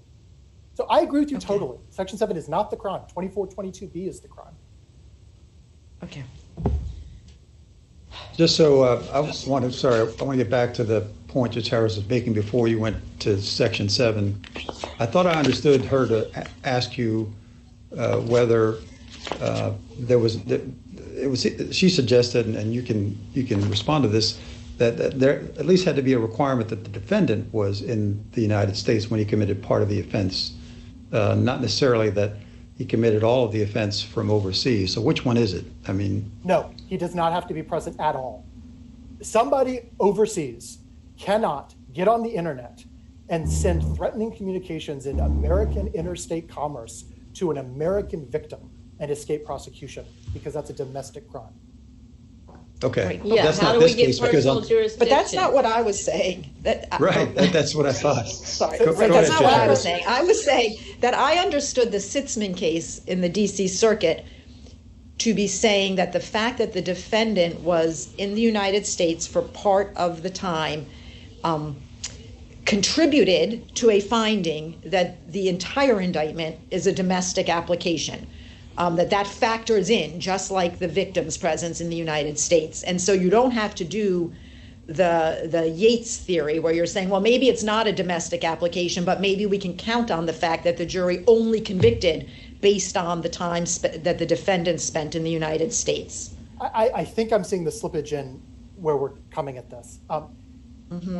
If you reason that sending threatening communications into the United States always renders the offense a domestic one, Yates doesn't apply because the victim never moved. Okay.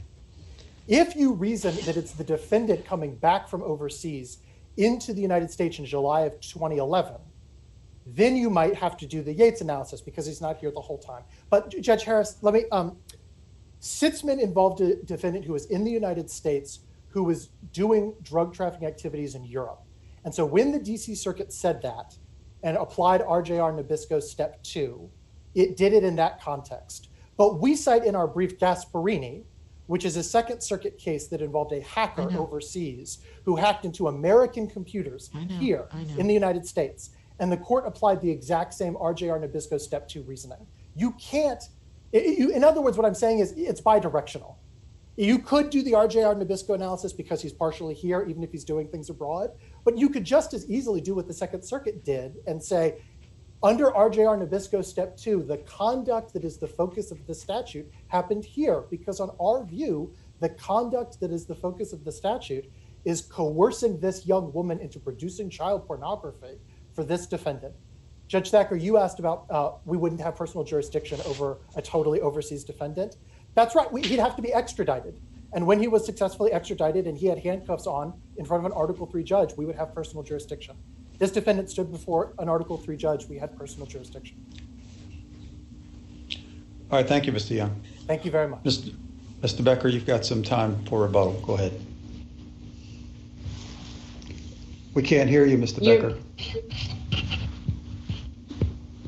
It would help if I you fell into my trap. I'm following your example, Your Honor. So, so the argument of the government, I think, is just basically confused as far as the important distinctions in this case between the extraterritorial reach of a criminal statute and a question of in personam jurisdiction. The government talked repeatedly about subject matter jurisdiction. This case has nothing to do about subject matter jurisdiction. There's not a dispute here that under the statute itself, 2422, the court would have had subject matter jurisdiction over a crime of enticement. The sole question here is whether, because the conduct occurred overseas in the special maritime and territorial jurisdiction of the United States, whether the civilian court had in personam jurisdiction or whether a court martial had in personam jurisdiction. But that's not accurate. The conduct didn't occur solely within the confines of an overseas location. It occurred in part there, but also occurred in part domestically. So doesn't that change the analysis? I don't think it does change the analysis, because I think if part of the indictment, if a court lacks in personam jurisdiction over a particular count of the indictment like this, the indictment count is null and void in and of itself. The court can't create, just because part of the conduct occurred domestically, as I argued before, it was the government's choice to charge it the way they did. They decided. Mr. Becker, I'm sorry, what's your best case for that proposition, just so that we have it handy? There was a case I cited.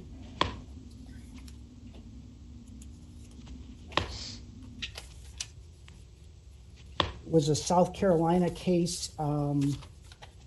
Just find the name here. Vinton, which I cited in my brief, and it said basically that when the particular, I think that was a civil case where the plaintiff made a certain decision as to how they drafted the claim, and it would be by analogy the government. That. Well, what does a civil case have to do with a criminal prosecution? I mean, well, nothing other than the fact that it was the government's choice here. Vinton found that where a party has to do pleading, it is their choice as to how they plead the indictment count. As I mentioned before, they could have charged these two things separately. They could have charged the overseas conduct in one count, and they could have charged the domestic conduct in another. MIJA was in effect for 10 years when they drafted this count. The DOJ manual clearly was in effect and provided them with knowledge that they could not charge Mr. Harris with this kind of conduct, yet they did it together to get a tactical advantage. And now they should not be able to benefit from the way that they charged it. Just because. So they could have, I suppose that would have been subject to some claim that perhaps the counts were multiplicious, but having combined them in one count as they have, the facts don't change, right? Whether they charge them separately or as one. What's the significance of charging them separately? Well, if they charge them separately, then we wouldn't have the same argument that the entire count is null and void. Our position is that because the district court lacked in personam jurisdiction with respect to the conduct occurring overseas, that therefore the entire count is void. The district judge here basically said, I understand there's a problem, possibly in light of MIJA's enactment and the enactment of Section 7.9 of Title 18. But he said, I'm still going to assume that I have jurisdiction, but he was, I think intellectually honest enough to mention that these were venue cases he was relying on, not in personam cases. That's what's lacking here. And so it's our position that the continuing nature of the offense is a venue question, and it does not remedy the defect in a lack of in personam jurisdiction. So I'm sorry. So you think that I mean, I can find, I guess, they're in the government's brief on page 11, and there are all these cases where the Fourth Circuit has said what gives a court in personam jurisdiction in a criminal case is the physical presence of the defendant in custody under arrest in the courtroom. And I'm not understanding. So, but in your view, if the defendant is sitting in the courtroom, the district court has in personam jurisdiction as to his conduct in the United States, but not in person. He doesn't have jurisdiction over that person with respect to some stuff he did before in another country, even though the person himself is right there. That's correct, because in this particular case, with the passage of MIJA, Congress explicitly removed in personam jurisdiction from a civilian court. Okay, where is the language that says that? Because where is the language that says a civilian court no longer has in personam jurisdiction of certain criminal defendants sitting in the courtroom? 18 U.S.C. 3261D. Okay, as to actions filed under this section, and now we're just back to where we were. So, right, okay. And that's what the Justice Manual says it, the case law says it, the military courts say it, and the legislative history says it.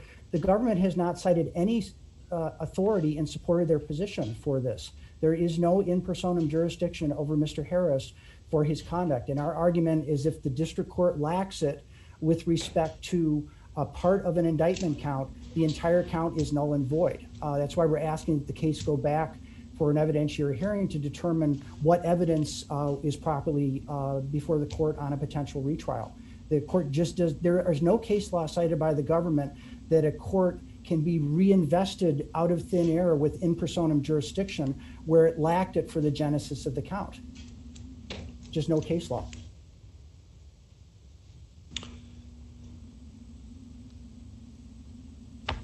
And Becker, do you have anything else? I do not, Judge. If you have any further questions. All right.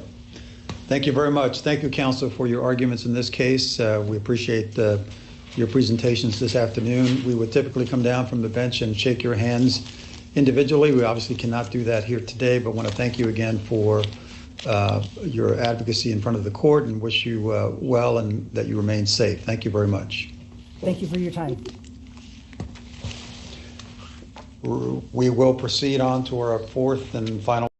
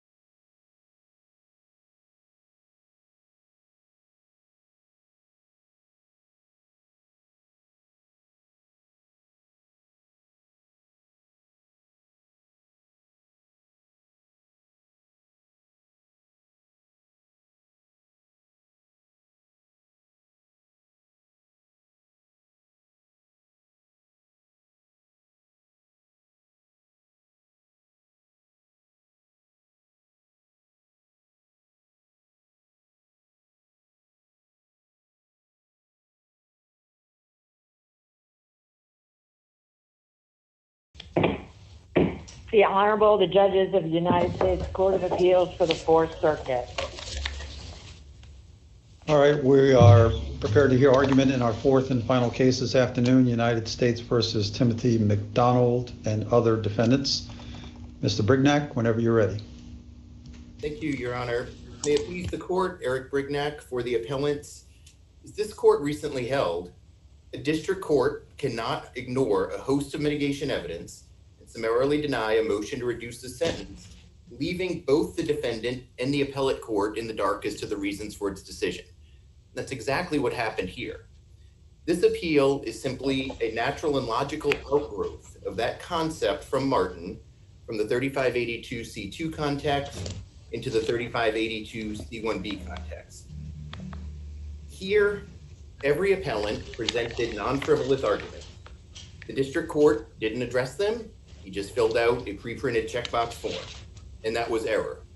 And so we asked this court to vacate those orders and to remand this case with the district court with instructions to provide a procedurally accurate. Yes, Judge Thacker.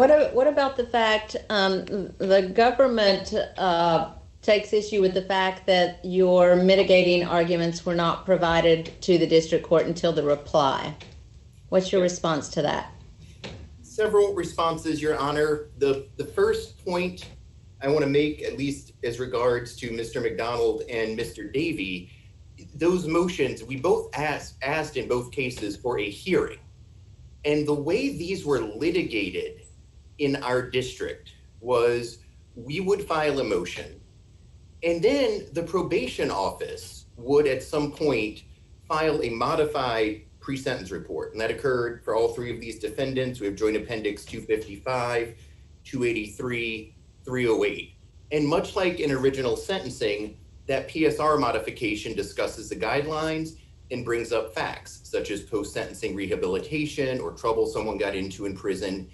And either in the context of an objection to that PSR modification, or as in this case, a reply, there was an expectation that the 3553A factors would be addressed. You know, the reason that this court and all courts don't want litigants to raise issues, or more precisely, new arguments in reply briefs, is to prevent sandbagging, to add to efficiency. Here, the government had every opportunity to put up, yeah, you have a question? So basically, so it was for two reasons the mitigation arguments didn't come up until later. First of all, because you weren't the probation office provided a lot of those mitigating factors, and secondly, because that wasn't the process that was being undertaken in your district. Right, Your Honor, and it was an evolving process, I think, across the country as we were litigating Section 404 motions. But certainly in our district, filing this motion to open the door and to show legal eligibility, expecting then that the probation office would present new facts, update the court as to what was happening, and we would then either through a hearing, or as in this case, a reply brief, put those 3553A relevant facts in front of the court. So, there could have been a world, certainly, where a judge communicated through a standing order of something of that nature that, I want every argument up front, I want to adjudicate these quickly. That was not what was happening. And so, again, the court had every opportunity to consider these arguments. The government's response briefs were very thorough and very fulsome, so they had their 3553A arguments. And so then we had the situation pretty much exactly as we did in Martin. Someone was eligible, both parties put up their arguments, and just as in Martin, the district court erred by not addressing them and not acknowledging them. And again, that's all we asked for. It is a modest extension, a very natural extension of Martin. And does it matter, Mr. Brignac, that in Martin, the court went out of its way to say that Martin's case was particularly compelling? There was a mountain of mitigation evidence that the court simply could not blow off by saying little or nothing. And I'm not, suggesting that there wasn't anything presented in these cases, but these certainly are not Martin cases in the sense of the mitigation evidence being as strong, and in the sense that the sentences in these cases were not as severe as the one that Martin was faced with. So what about those distinctions might be enough to simply say that, in this case, simply checking off a block indicating that the court did consider the relevant factors in granting, and in fact, the court did grant relief, partial relief in these cases, that's enough? Your Honor, I respectfully disagree actually with a couple of your premises, if I may. Mr. McDonald had a 276-month sentence. Mr. Davey had a 360-month sentence. So I do not think that these were not severe sentences. These were 20, 30-year sentences. No, I didn't mean to suggest that they were not. I'm just suggesting in comparison to what Mr. Martin was facing. And go ahead. I'm sorry, Your Honor. There are three, I think, very compelling facts, and two of which were present in Martin. In Martin, the court expressly noted that one of the arguments was that Ms. Martin had her GED. That was the case here. Mr. Davey's working. He's one class away. Mr. McDonald achieved his. Both are low security inmates, which again was something that Martin specifically said was the exact sort of fact, the exact sort of post-sentencing mitigation conduct that had to be addressed. And I think critically for both of these guys, they were sentenced under mandatory guidelines. So a lot of what underlies this court's Legree presumption, a lot of what underlies even the Chavez Mesa framework is this idea that a district court does not need to say as much because it can go back to the original sentencing. And the original sentencings in this case are fundamentally different in terms of 3553A than a world in which you have advisory guidelines. That's when 3553A becomes relevant. In Mr. McDonald's case, he had no criminal history and less than 1% of the drugs for which that drove his guideline range were personally attributable to him. That is 3553A through and through. But at his original sentencing, you couldn't make those arguments. His guidelines were driven by the drug weight. Yes, Your Honor, Judge Harris. Counsel, I understood Martin to be saying, to really be focusing on the fact that there was post-sentencing mitigation evidence and that's what took Legree out of the picture, more or less, just that you couldn't go back to the original sentencing in that case because that evidence hadn't been in front of the original, the judge at the original sentencing. And you have that here too, right? The post-sentencing mitigation? Yes, Your Honor. We have the post-sentencing mitigation. And I would say in addition to that, we have the mandatory guidelines having become advisory. Yeah, no, I appreciate that point too. I'm sorry, and you said at the beginning, I think, if I'm remembering right, your first sentence was that this was non-frivolous mitigating evidence. Is that your, which I know you're getting from our blue line of cases, and is that your understanding that under Martin, right, you might not have to, the judge doesn't have to explain everything that's offered in mitigation, but if it's non-frivolous, if it's substantial enough to be non-frivolous, it should be explained. Exactly, Your Honor. And I don't think that there's a requirement in Martin that, literally every word that comes out of defense counsel's mouth has to be addressed. But, I do. I think the blue line of cases and the sentencing cases from this court that talk about non-frivolous arguments and, Martin itself. So, and because those are present here, and again, I think in a couple instances in terms of the low security designation, the obtaining or getting close to obtaining the GED, that are basically Martin's facts, this court does not need to do any more than really do something the government hasn't, to my knowledge, and my colleague may dispute this, really disputed, which is that to the extent Martin applies, it applies in the C1B context as well as the C2 context. I know there's a lot of dispute over whether these facts are non-frivolous and whether the reply brief issue matters, but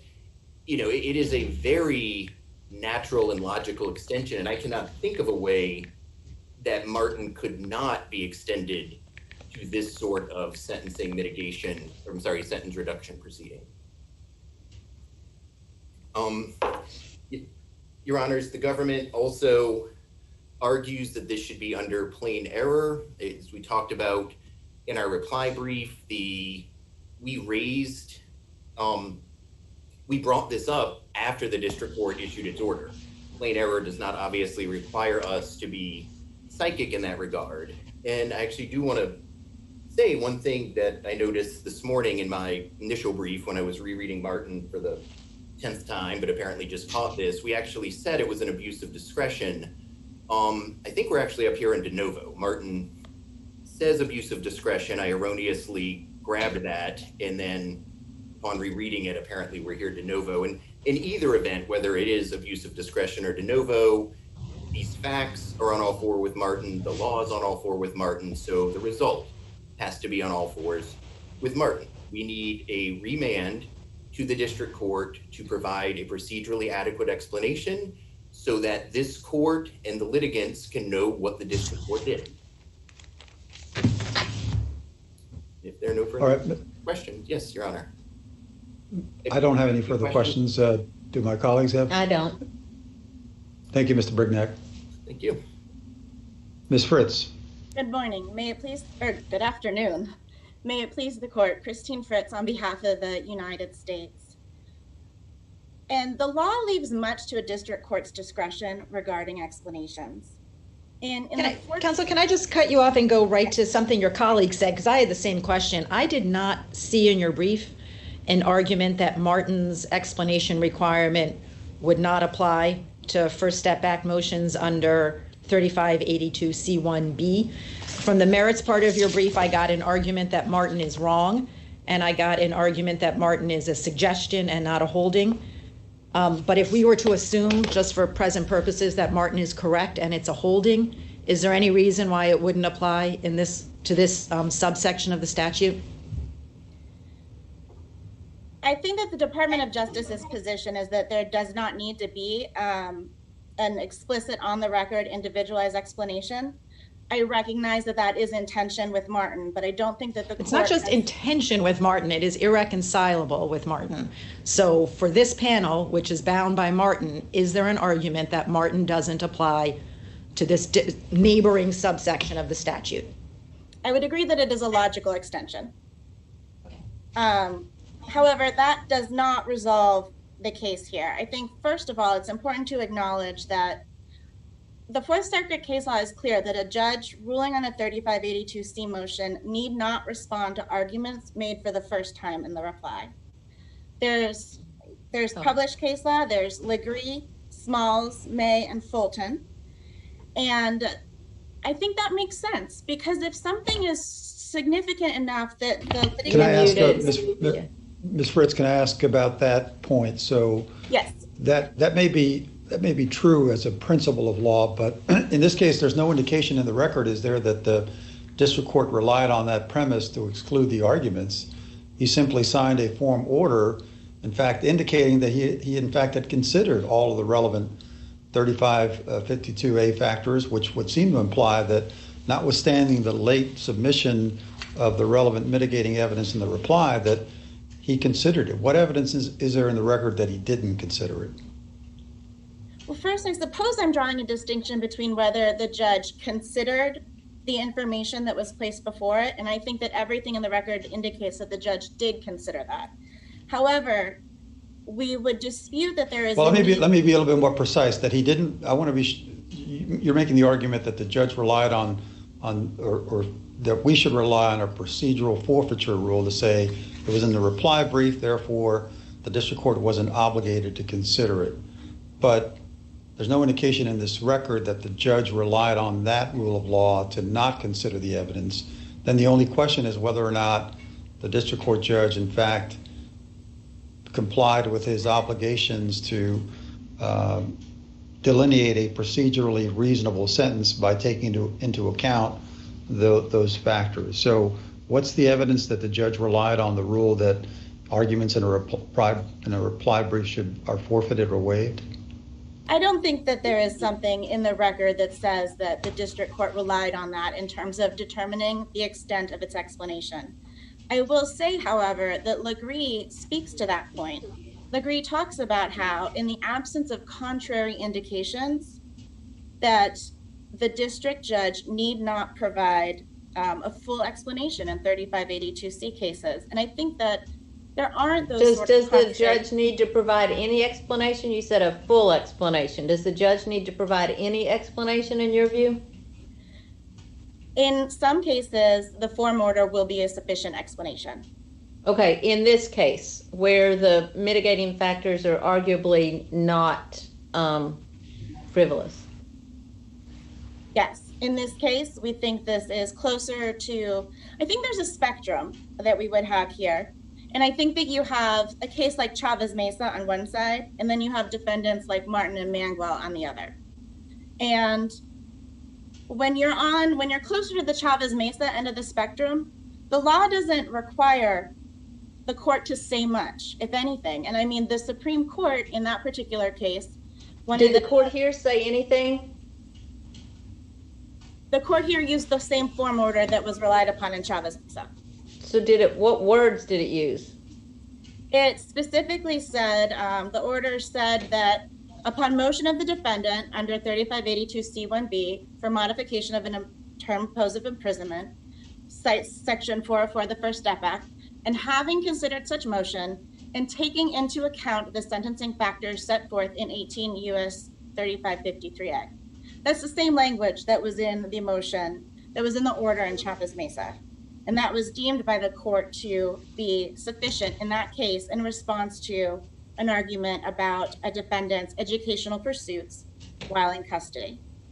And I think that we have to start. Counsel, can I stop you there with sort of on the spectrum and everything? I mean, one of the things we relied on in Legree and the court relied on in part in Chavez Mesa is this idea that in a resentencing, our job, we have to know enough about what the district court is thinking to review it on appeal.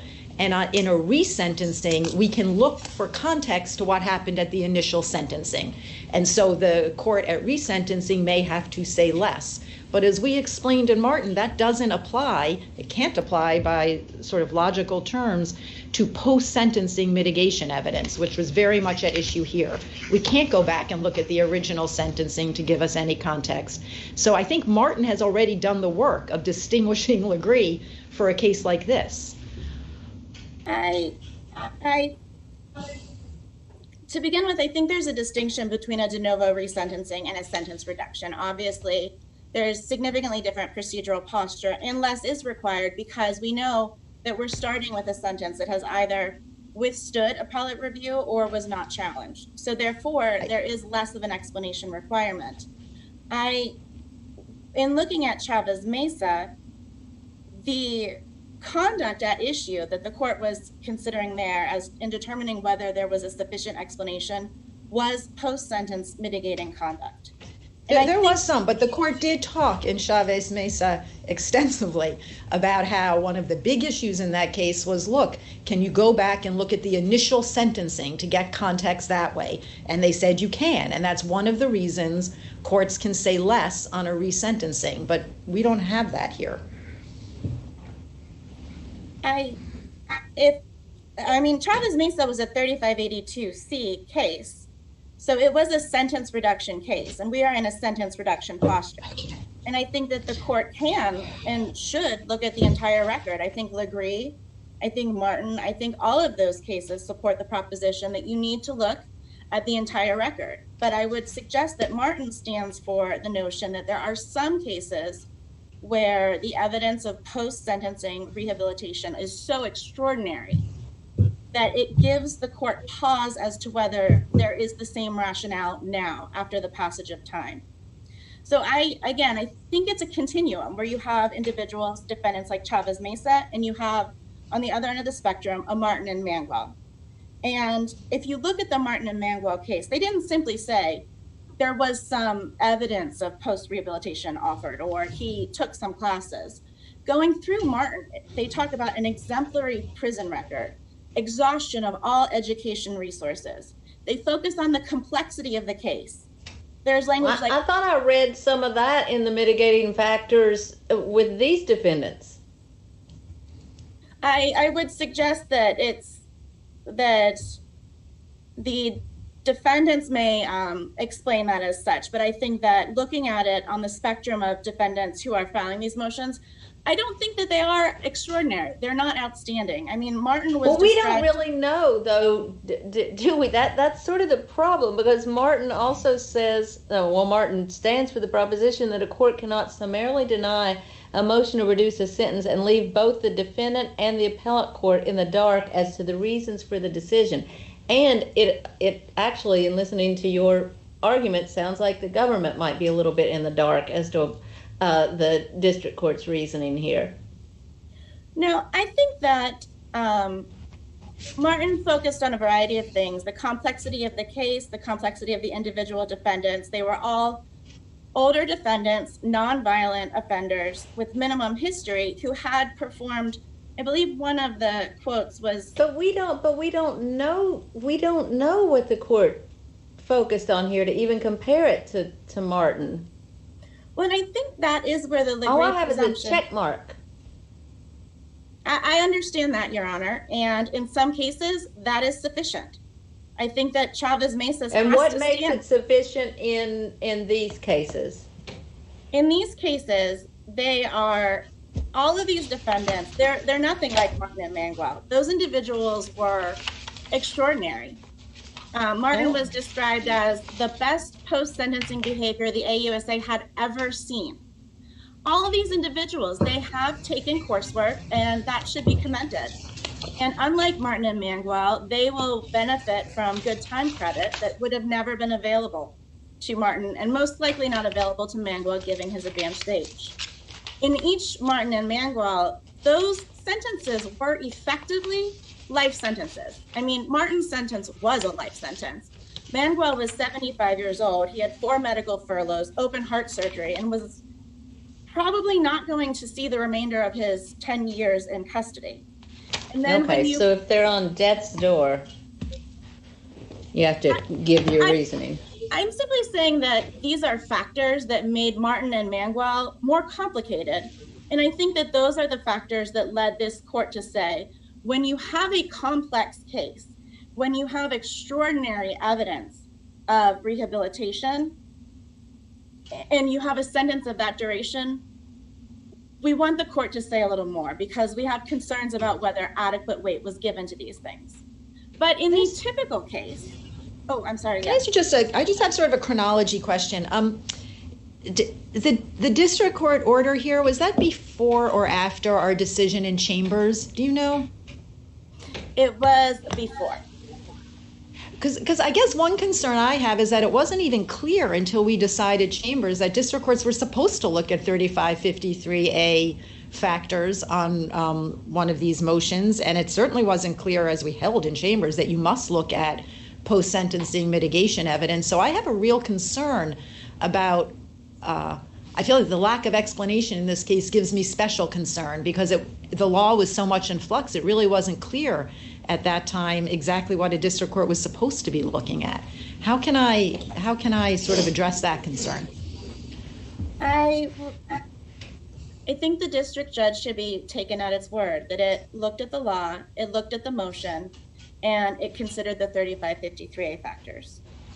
And I don't think that there is adequate contrary indication to take this out of a Legree presumption case. Well, didn't the government sort of argue, and I actually can't remember, so please remind me. I thought the government's main argument was, look, the sentencing guideline range doesn't change as a result of the First Step Act, so you don't really have to do anything else. That's enough. That's a good enough reason by itself to deny a reduction. And so my concern is that the district court may have agreed and not really, again, we don't know. We're all just guessing, but it would turn out that would be incorrect under Chambers. So that's a concern I have. I think that the change of a sentencing range is a factor to be decided in terms of whether this is a complicated or compelling case. Here, we have a judge who granted in part all of these motions. So I think that we can safely conclude that by reducing the supervised release from 5 years to 4 years. Yes. That was the grant. Yes. Okay. And I mean, I will say, Mr. Ballard, he is on supervised release, so that was.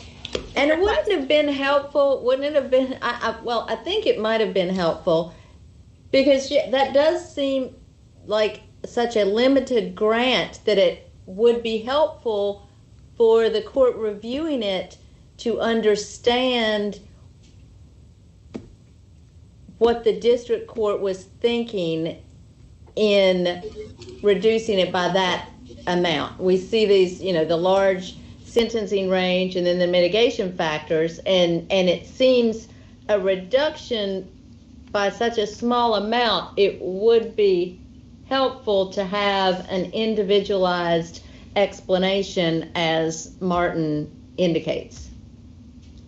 I don't think that's a question. You can go on with your with whatever it is you wanted to say. I may be able to respond in part to your concern about the amount, and the fact is that 4 years is the mandatory minimum that's applicable to these individuals. So the court couldn't have gone any lower. So I think that, you know, that suggests, and I think it's a reasonable inference that the court concluded that it wanted to maintain the same term of imprisonment, but it was comfortable reducing the term of supervised release. And I appreciate, and I think that the dialogue that we're having here is very much like the dialogue that was between the majority and the dissent in Chavez Mesa. That it wouldn't be that hard to require more or to ask the judge to do a little bit more. But the law has come out and it has said that in certain cases, and I would submit in the typical case, the form, although it is a very brief explanation, it is sufficient. And I think that these defendants, they are typical defendants. These were all individuals who were sentenced in their 30s. They were involved in significant drug trafficking conspiracies.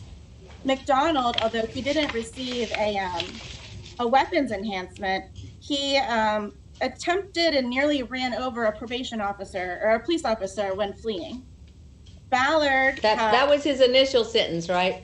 Yes, and these were all things that are considered. And I think also Davey, for example, he was involved in turf wars and shootouts. So when you look at somebody like Martin and Manuel, who were nonviolent offenders, who are in their, who will be in their late 70s or 80s upon release, who had very limited criminal history and had done extraordinary rehabilitation, above and beyond themselves, they created programs for other people.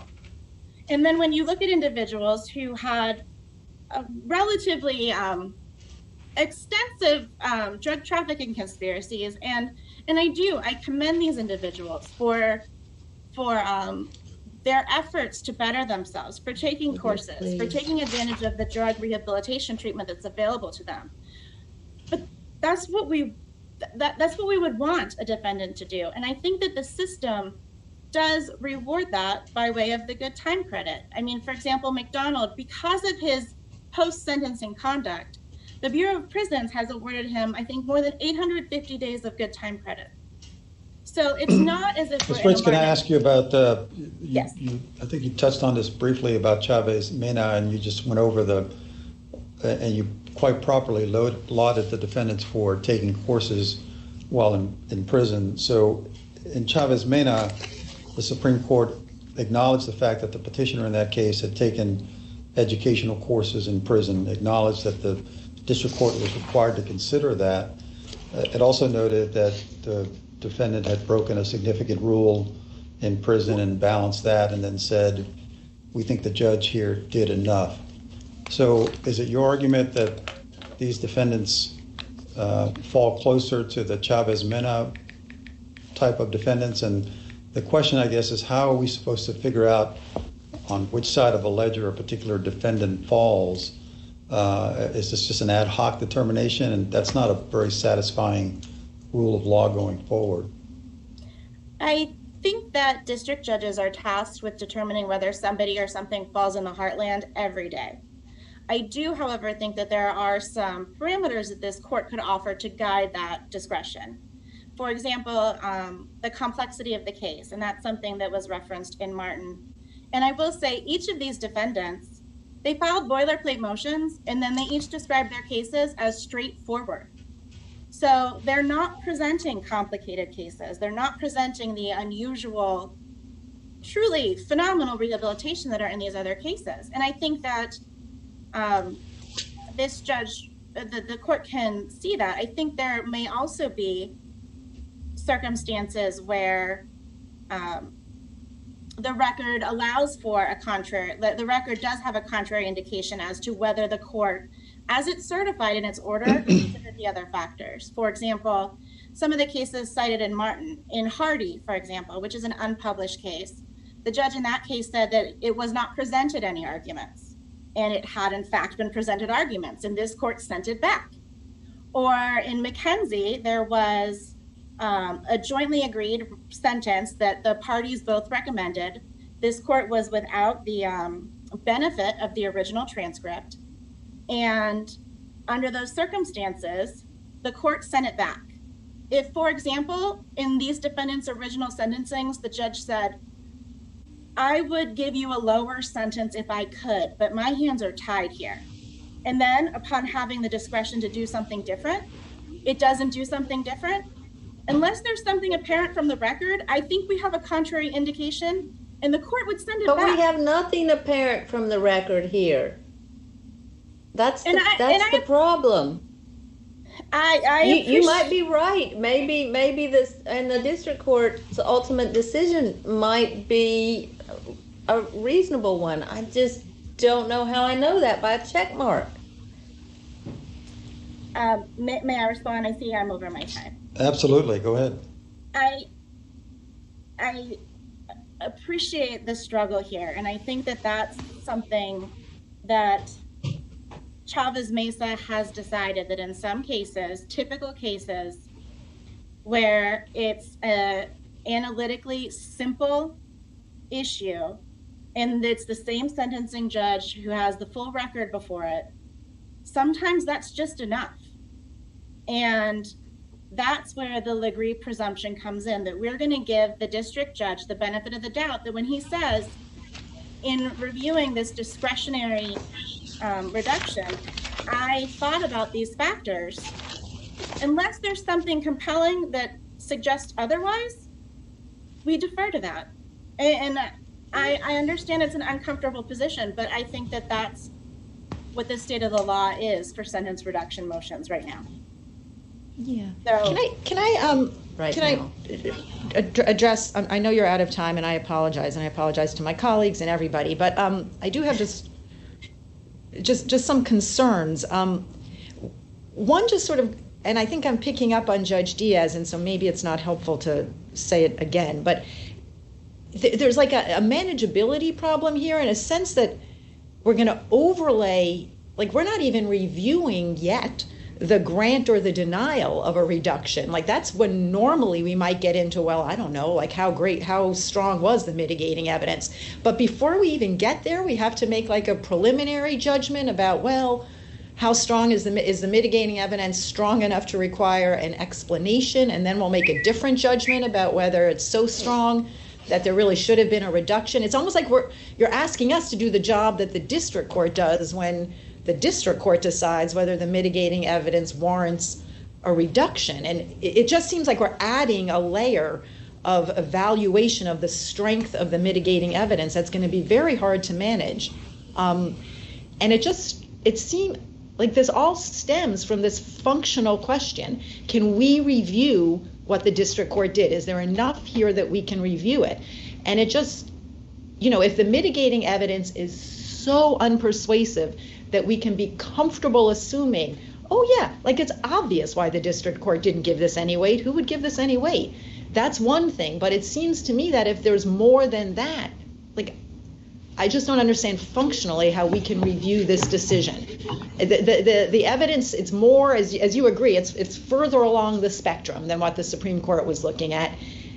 And it's not so obviously non-compelling that I at least can be comfortable, like, well, of course the district court didn't address it because it didn't add up to anything. And so I just am really struggling on how I could review this decision for an abuse of discretion without knowing more. And the other point I wanted to make is that, no, that's all. I'll just leave it at that. Sorry, taking up too much of your time. Go ahead. You can respond to that, Ms. Fritz, if you'd like. I think, again, this gets us back to Legree and Chavez Mesa, where looking at the record in its totality, the district court made the determination that it was comfortable with the sentence it imposed in the first instance. That sentence either withstood review or they didn't seek review. So we're starting with a reasonable sentence, which is why I think this differentiates it a little significantly, actually, from an original sentencing standpoint.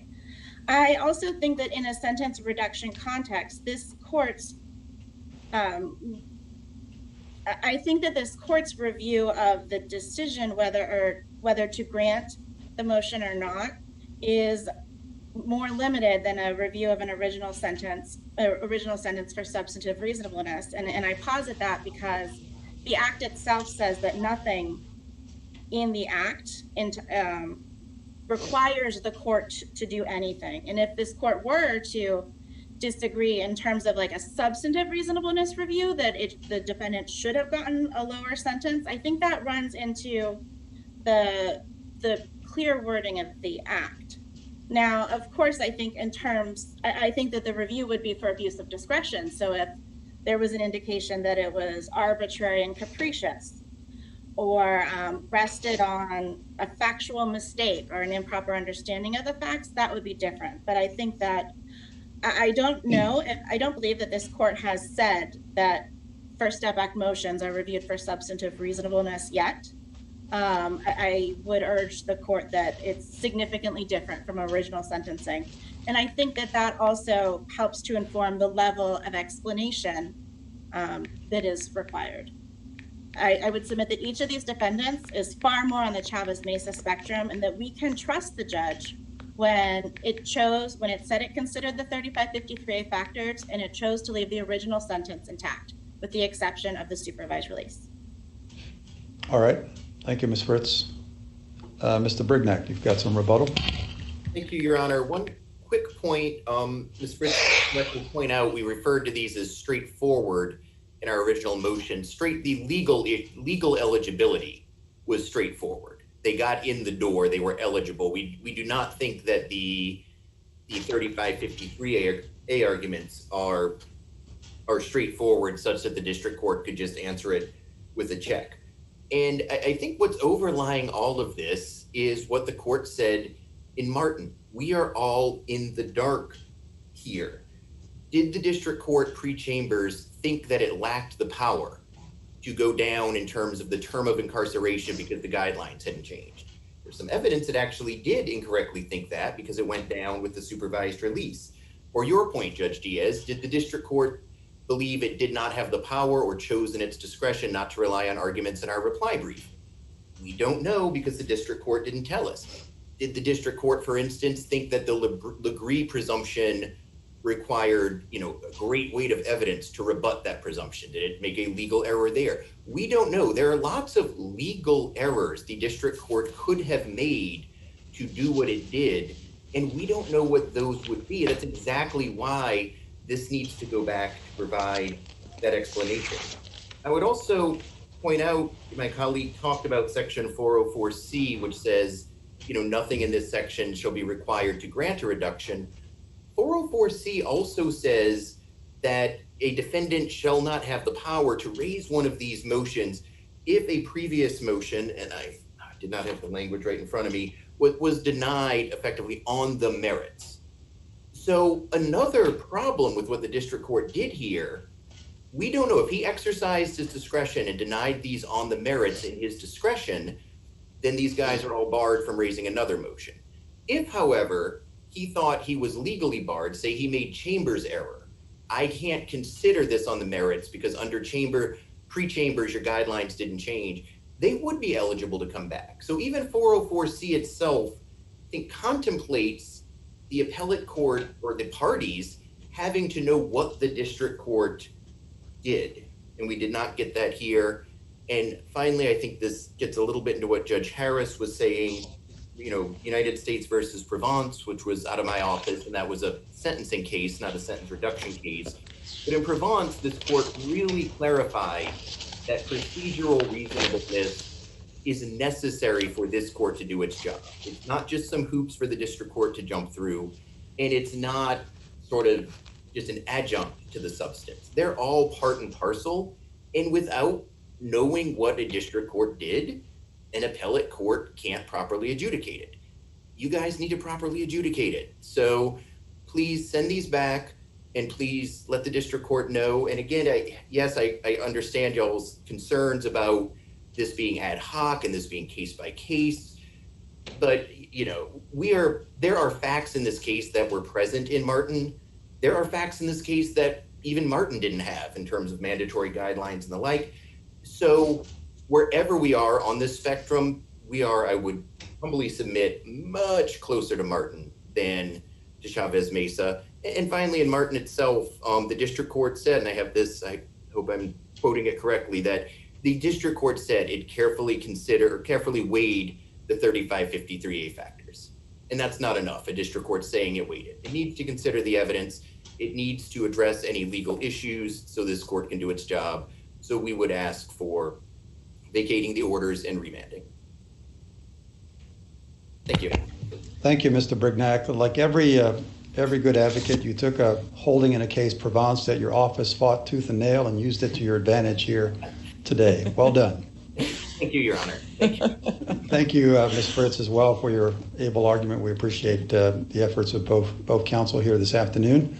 The case was ably argued. As you know, more than most, we would typically come down from the bench and shake your hands. We obviously cannot do that, but certainly appreciate the arguments you presented here today. Be well and stay safe. And with that, the court will stand adjourned until tomorrow morning. Thank you very much. Thank you. This honorable court stands adjourned until tomorrow morning. God save the United States and this honorable court.